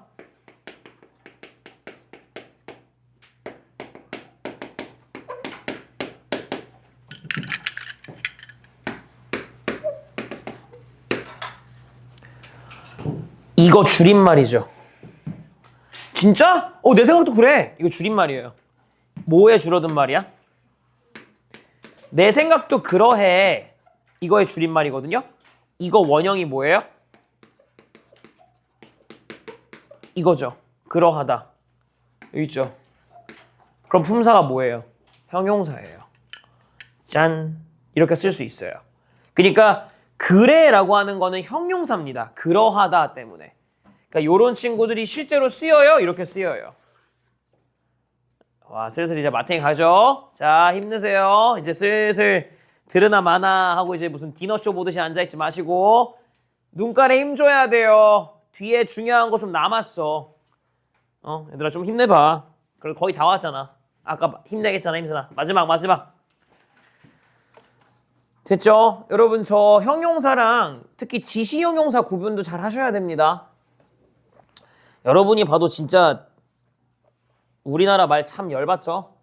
뭐가 뒤지게 많고 품사도 지금 9개의 품사를 각 항목당 6개에서 5개씩 하니까 사실 품사를 디테일하게 쪼개면 40개, 50개가 넘는 거거든요. 그 안에.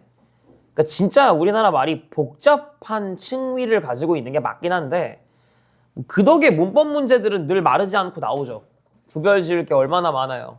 아까 배웠던 뭐 접속 부사랑 접속 조사를 시험에 낼 수도 있고 저 지시 형용사랑 지시 관형사랑 지시 부사랑 비교하면 또 확 마탱이 가거든요. 그러니까 좀 복습을 열심히 하는 수밖에 없어요. 자, 여러분 그러면 또 여기서 여러분들하고 같이 볼 게 또 하나 있죠. 이 동사 형용사를 배우면 무조건 해줘야 되는 거. 바로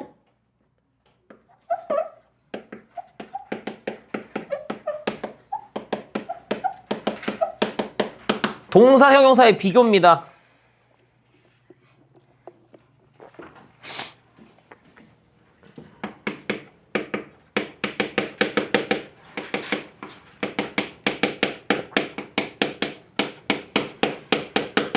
이거 두 개 어떻게 비교해요?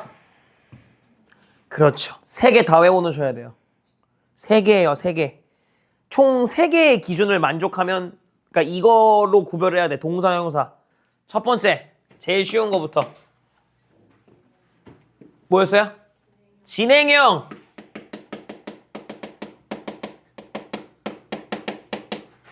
진행형 가능? 이게 첫 번째예요.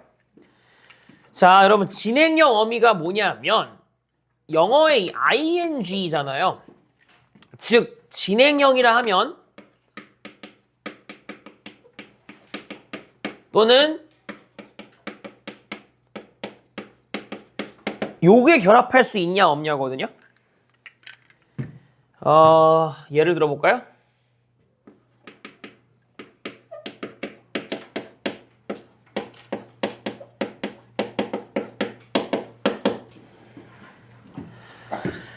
자, 어간들을 끄집어내세요. 거기다가 저 어미를 붙여요.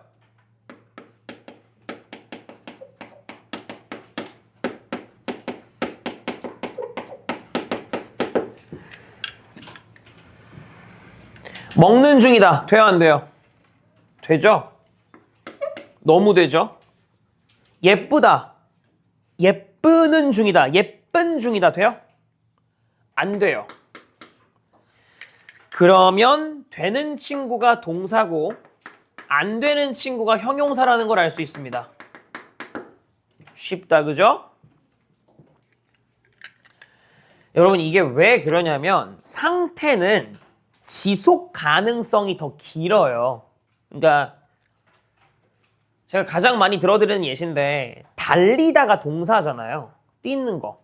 달리는 거 여러분 24시간 할 수 있어요? 마라톤 하는 사람들도 한 2시간에서 3시간 뛰면 퍼져요. 근데 여러분 뭐 10시간 달리면 달릴 수도 없겠지만 만약에 인간을 강제적으로 기계에 고정시키고 달리면 죽어요. 죽겠죠 아마? 또는 뭐 먹는 중이다라는 진행형이 가능한 이유가 언젠간 멈추기 때문이거든요. 먹다가 계속 먹으면 죽겠죠. 24시간 먹으면. 근데 예쁜 것처럼 상태는 지속이 됩니다. 뭐 예를 들어서 뭐 예쁜 연예인들 있잖아요. 뭐 카리나 씨 같은 사람들 예뻐요. 그분 내일도 예뻐요. 모레도 예뻐요. 10년 뒤에도 예쁠 거고요. 한 20년 뒤에도 그분이 뭐 한 40대가 되면 40대 중에 제일 예쁠 겁니다. 그 예쁜 건 안 바뀌어요. 잘생긴 것도 마찬가지죠. 뭐 연예인들 보면은 저기 뭐 현빈 아저씨 봐봐요. 아저씨라고 하면 안 되나? 너무 잘생긴 사람들은 다 오빠인가? 뭐 아무튼 현빈 오저씨들? 삼촌 현빈 삼촌? 자 보세요. 잘생겼죠? 졸라 잘생겼죠? 내년에도 잘생길 거고요. 10년 뒤에도 잘생길 거고요. 70살 노년 배우가 돼도 잘생길 겁니다. 진짜 이게 상태가 지속이 된단 말이에요. 근데 이게 만약에 는 중이다를 허용해버리면 중단 가능성이 생겨요. 그러니까 너 정말 예쁜 중이다라고 하면은 대충 한 1시간쯤 뒤에는 못생겨져야 돼요. 그게 불가능하지 않나요? 물론 늘 매년 반박이 들어오잖아요. 이게 어떤 위장수를 쓰는 친구들이 있기 때문에 거의 뭐 변장수를 하는 친구들이 있잖아. 근데 그것도 기술이에요. 자기 손기술로 이렇게 카바를 해서 거의 뭐 그 어떤 현대의학의 기술급으로 이렇게 바꾸는 친구들도 있으니까 그렇다고 하면은 그걸 싹 지우면 못생겨진다라고 하면은 뭐 예쁜 중이다가 될 수도 있죠. 그러니까 우리 남자분들 잘 해야 돼요. 여자친구한테 오늘 정말 예쁜 중인걸? 라고 하면 뭐 한 1시간이나 30분 뒤에는 정말 못생길 거야 라는 말을 내포하기 때문에 그런 말 하면 안 되잖아요. 그죠? 그러니까 안 된다. 그죠? 두 번째는 뭐예요? 자, 진행형급으로 중요한 거 하나 또 있습니다. 그렇죠. 의도 목적형. 자, 말이 좀 이상하지만 알아놔야 돼요.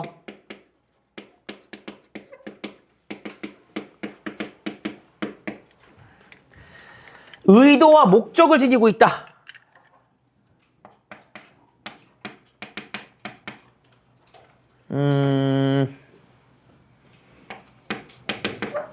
뭐뭐려고, 뭐뭐려 요런 말들을 붙일 수 있냐면 이게 의도거든요. 내가 이걸 하려 한다. 내 의도와 목적이거든요. 자, 해볼게요.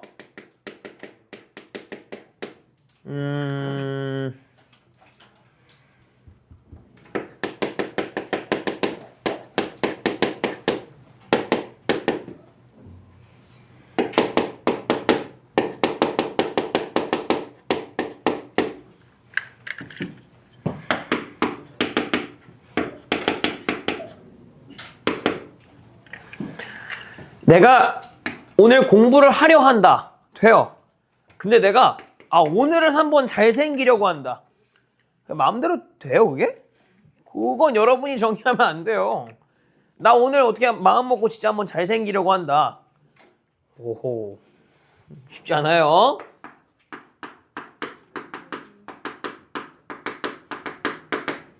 또는 그 친구는 오늘 공부를 열심히 해서 똑똑하려 한다. 똑똑하려고 한다. 이제 막 똑똑하려 한다. 뭐 이런 말이 돼요? 이상하지 않나요? 좀 어색하죠? 3번. 세 번째는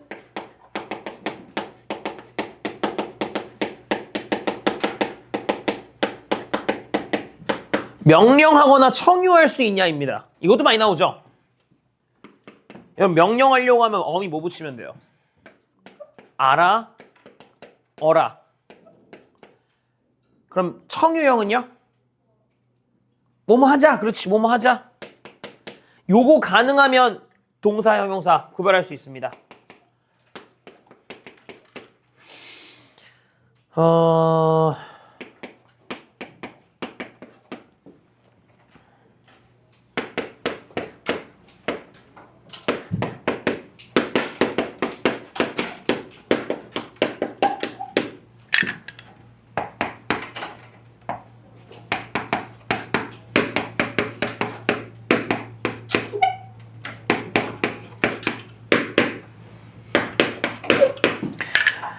자, 집에 가라 됩니다. 집에 가자 돼요. 추버라, 물론 비읍 탈락이 발생하긴 해요. 비읍 탈락돼요. 비읍 불규칙이라서. 근데 추워라, 이게 어우 추워라라는 감탄형 말고, 자 지금부터 추워라. 그럼 이렇게 막 얼어요? 또는 자 하나 둘 셋 춤자. 여러분 와 추워요? 개똥 같은 소리죠? 그래서 여기가 동사고 여기가 형용사다. 요 세 가지 분류 기준은 알아놓으셔라. 동사, 형용사, 저거. 그리고 물론 형용사인데 어감상 이거 중에 하나가 되는 애들도 있어요. 그러니까 형용사야. 근데 아무리 봐도 요 세 개 중에 뭐가 돼. 뭐가 있을까? 아프다 있잖아요. 오늘 좀 아프려고 한다. 비문이에요. 원래는 틀려요. 근데 느낌상 맞아요, 그게. 그죠? 그래서 여러분 가장 많이 학교문법에서 엿먹이는 게 뭐냐면, 와, 나 너무 행복하다. 품사 뭐예요? 행복하다 품사가 동사야, 형용사야? 형용사죠. 그러면 그 자이언티 아저씨 노래 중에 양화대교에 보면 행복하자라는, 맞아, 행복하자 있잖아요. 그 많이 쓰죠. 자, 우리 올해 행복하자. 우리 꼭 행복하게 살자. 행복하자. 틀린 말이에요. 문법적으로 비문이야. 그냥 일상에서 쓰는 거지만 행복하자, 건강하자, 뭐 이런 거 있잖아요. 다 비문, 틀린 말이에요. 원래는 그냥 일상에서 쓰는 말이야. 틀린 거야. 쓰면 안 되는 말이야. 원래는. 자, 마지막 용언까지 했죠. 5번째.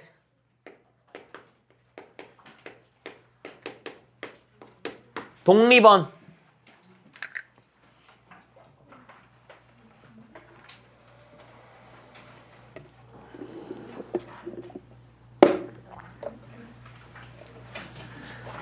진짜 다 왔어.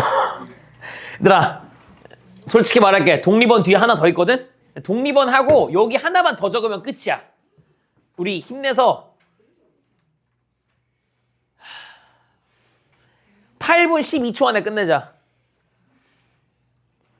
8분 7초, 8분 6초 가자. 자, 독립언은 진짜 개 쉽기 때문에 모르면 일단 독립언이 이해가 안 간다. 그 나가실 때 굳이 엘리베이터 타지 말고 저쪽 창문으로 나가세요. 그 독립언은 단어 하나가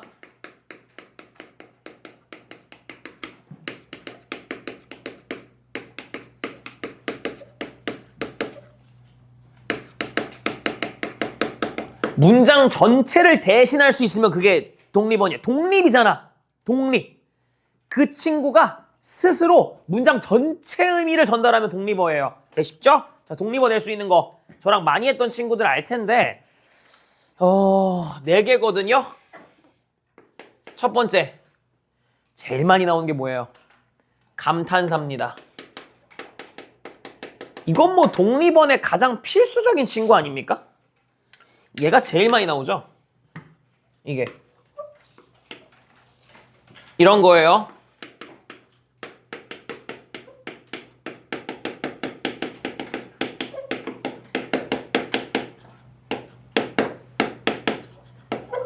뭐 이런 거 다 감탄사예요. 이게 그 문장을 대신한다가 무슨 말이냐면 친구가 해준 음식을 먹었어.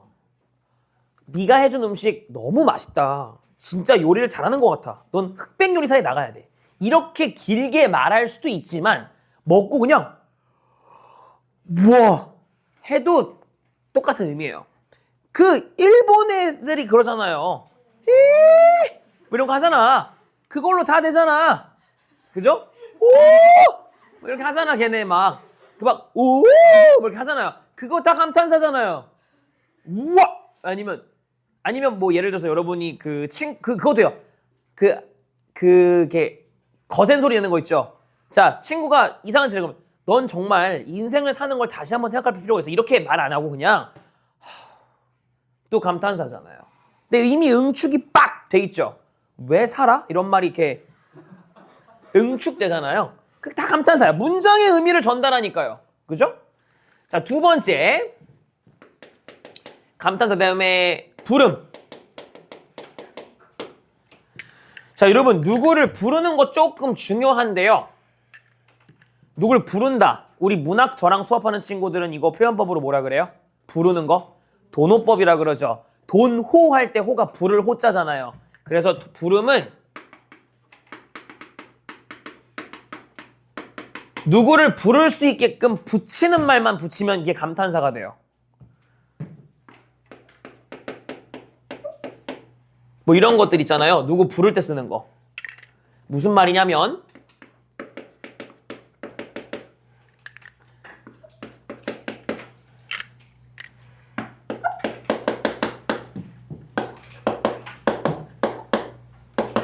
요런 것들 누굴 부른다고 생각을 해보세요. 이게 전달이 됩니다. 여러분 엄마들이 왜 전 세계적인 밈 아니에요? 여자친구 남자친구 사이든 부모님과 자식 사이든 성을 붙여가지고 이름을 부르면 경고잖아요. 그죠? 갑자기 엄마가 조용하다가 문을 탁 여시고 차분하고 진중한 목소리로 김백준 이라고 많이 불렀어. 그럼 뭐예요 이거? 뭔가 사이렌이 딱 켜지지 않아요? 파노라마가 싹 지나가잖아. 그러면서 이제 그때부터 소위 말하는 범죄자의 딜레마라는 게 있죠. 이제 엄마랑 나의 눈치 싸움이거든 이거. 이거 어디까지 알지? 엄마가 뭐 잘못했어? 이러면 이제 그때부터 정말 그거 알죠? 딜레마. 이거 일단 요거 하나 내봐? 하고 딱 냈는데 엄마가 뭐? 그건 또 뭐야? 와 이거 비상이죠. 이거 아닌 거야. 그럼 와 조진 거야 이거. 제곱이 된단 말이야. 이제 그때부터 진짜 알죠? 그 유이왕 카드 마냥 패싸움하는 거. 이제 엄마가 뭘 잘못했냐니까? 그럼 이제 머리 또 굴립니다. 그럼 이제 이 중에서 쫙 나온 거에서 제일 약한 거부터 던지잖아요. 아니, 그게 숙제 하려고 했는데. 근데 이제 엄마가 또 그거 말고. 와, 그럼 이제 두 번째 비상이죠. 오, 이거 큰일이에요. 요런 거 할 때 누굴 부르는 게 전달이 다 되잖아요. 아니면 거꾸로 여러분이 뭐 약속에 나가야 돼. 근데 엄마가 실수로 내가 오늘 입으려고 했던 옷을 지금 빨았어. 그럼 또 여러분 이제 또 졸라 효자 코스프레 내가지고 엄마한테 엄마! 면 그 왜 빨았어가 함축되잖아요. 그 부르는 것도 다 감탄사가 됩니다. 문장 전체 의미가. 거꾸로 모두 되는 거예요. 그래서 대답도 돼요. 누굴 부르는 게 그 독립어가 되면 대답도 독립어가 됩니다.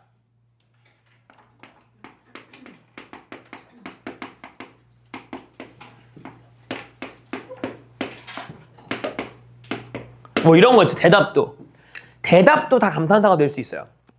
뭐 한 글자로 전달되니까 너 이제 뭐 해? 하면은 여러분도 알겠습니다. 제가 뭐 앞으로는 이렇게 잘할게요 라는 문장을 네! 라고 개길 수 있는 것처럼 이게 문장 전체를 팍 요약해버린 효과가 있고요. 마지막 네 번째가 요거는 조금 외워놓는 게 좋은 단어인데요. 지시어라고.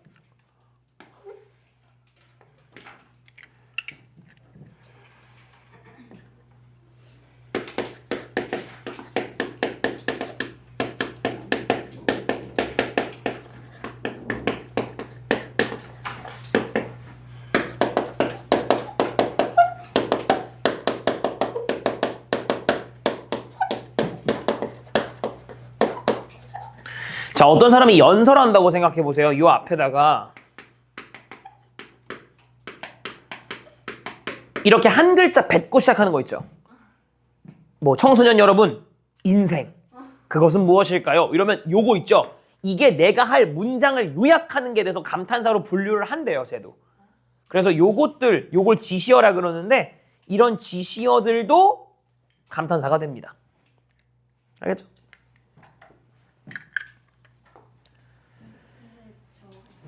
부른 대답 지시어 이런 거가 감탄사에 바뀌어 있는 거면 저 연호 처리로 그렇게 하면 되는 거 아니에요? 연호 처리? 번호 아, 이 친구들의 일부니까. 근데 교과서에 이게 구별되어 있어요. 감탄, 부름, 대답, 지시어가 4개로 나눠져 있더라고요. 독립어휘들. 그래서 이 친구들은 독립 성분이라고 또 분류를 해요. 나중 가면. 네. 저도 뭐 정확히 이해는 안 가는데 뭐 아무튼 그랬습니다. 이 독립어는 이렇고요. 찐막. 알았어. 시계 닳겠다 이것들아. 알았어. 자, 진짜 마지막으로 가벼운 것만 할게요. 뭐냐면 품사 통용. 품사한 김에 마지막 정리로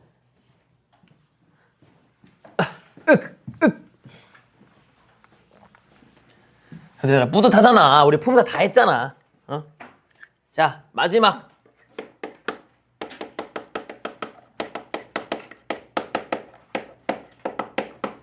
품사의 통용까지만 하고 진짜 마무리할게.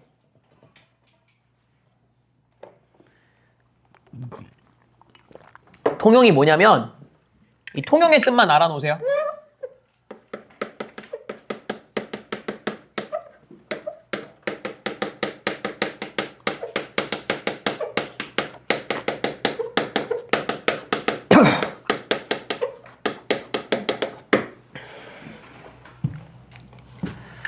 자, 하나의 단어에 2가지 이상의 품사가 섞여 있을 때, 즉 하나의 단어인데 품사가 졸라 많아.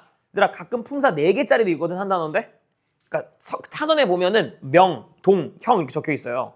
명사일 수도 동사일 수도 형용사일 수도 있다는 소리예요.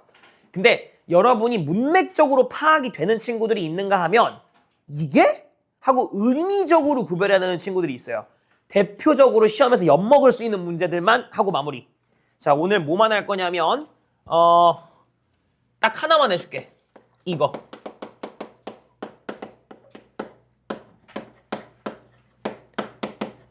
나머지는 여러분들이 보면 파악을 하거든요. 예를 들면 아까 참 같은 거요.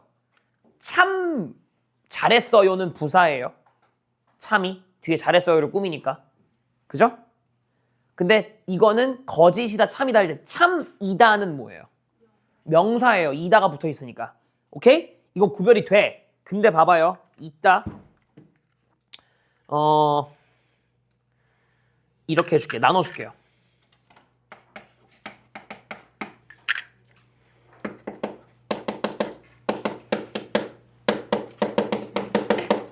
동사로서의 있다부터 볼까요? 동사.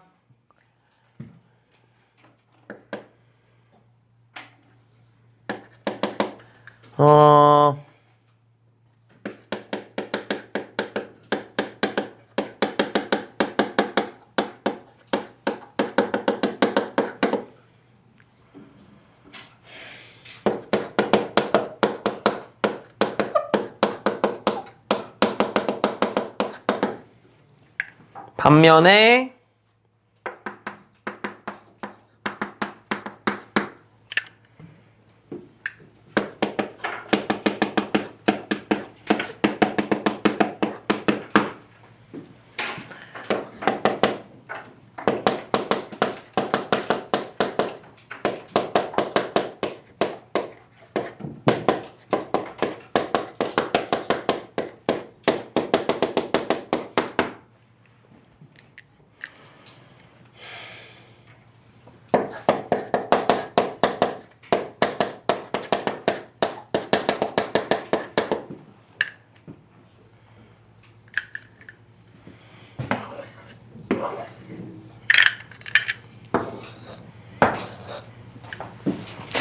사실 거의 비슷한 의미처럼 보이거든요. 근데 저게 달라요. 무슨 의미일까요? 이거 의미로 구별해야 돼. 앞에 뭐가 오냐 차이가 전혀 아니고 의미로 구별해야 돼요. 그녀는 나와 함께 있다. 이게 무슨 의미예요? 같이 옆에 있는 거죠. 이거는 존재의 의미입니다. 그러니까 exist, 내 옆에 exist 하는 중이야. 존재해 내 옆에. 그럼 동사야.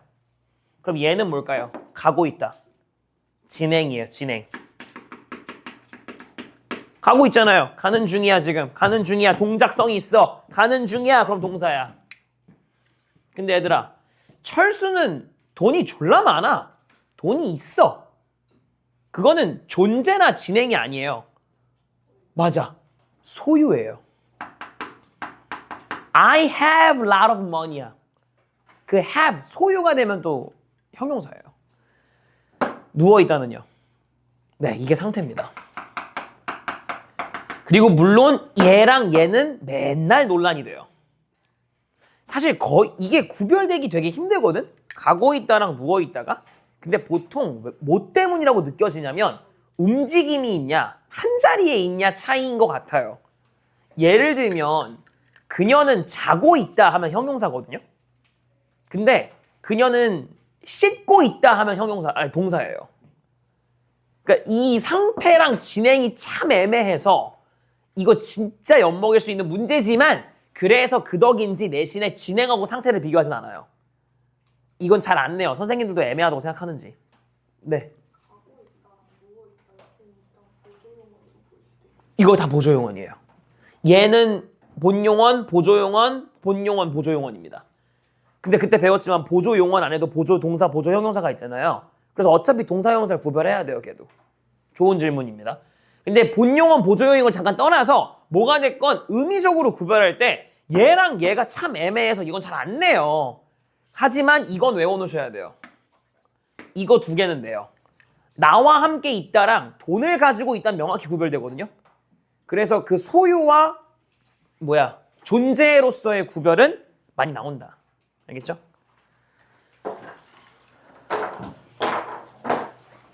개쩔었다. 아, 국문부사 다 했어요. 고생했습니다.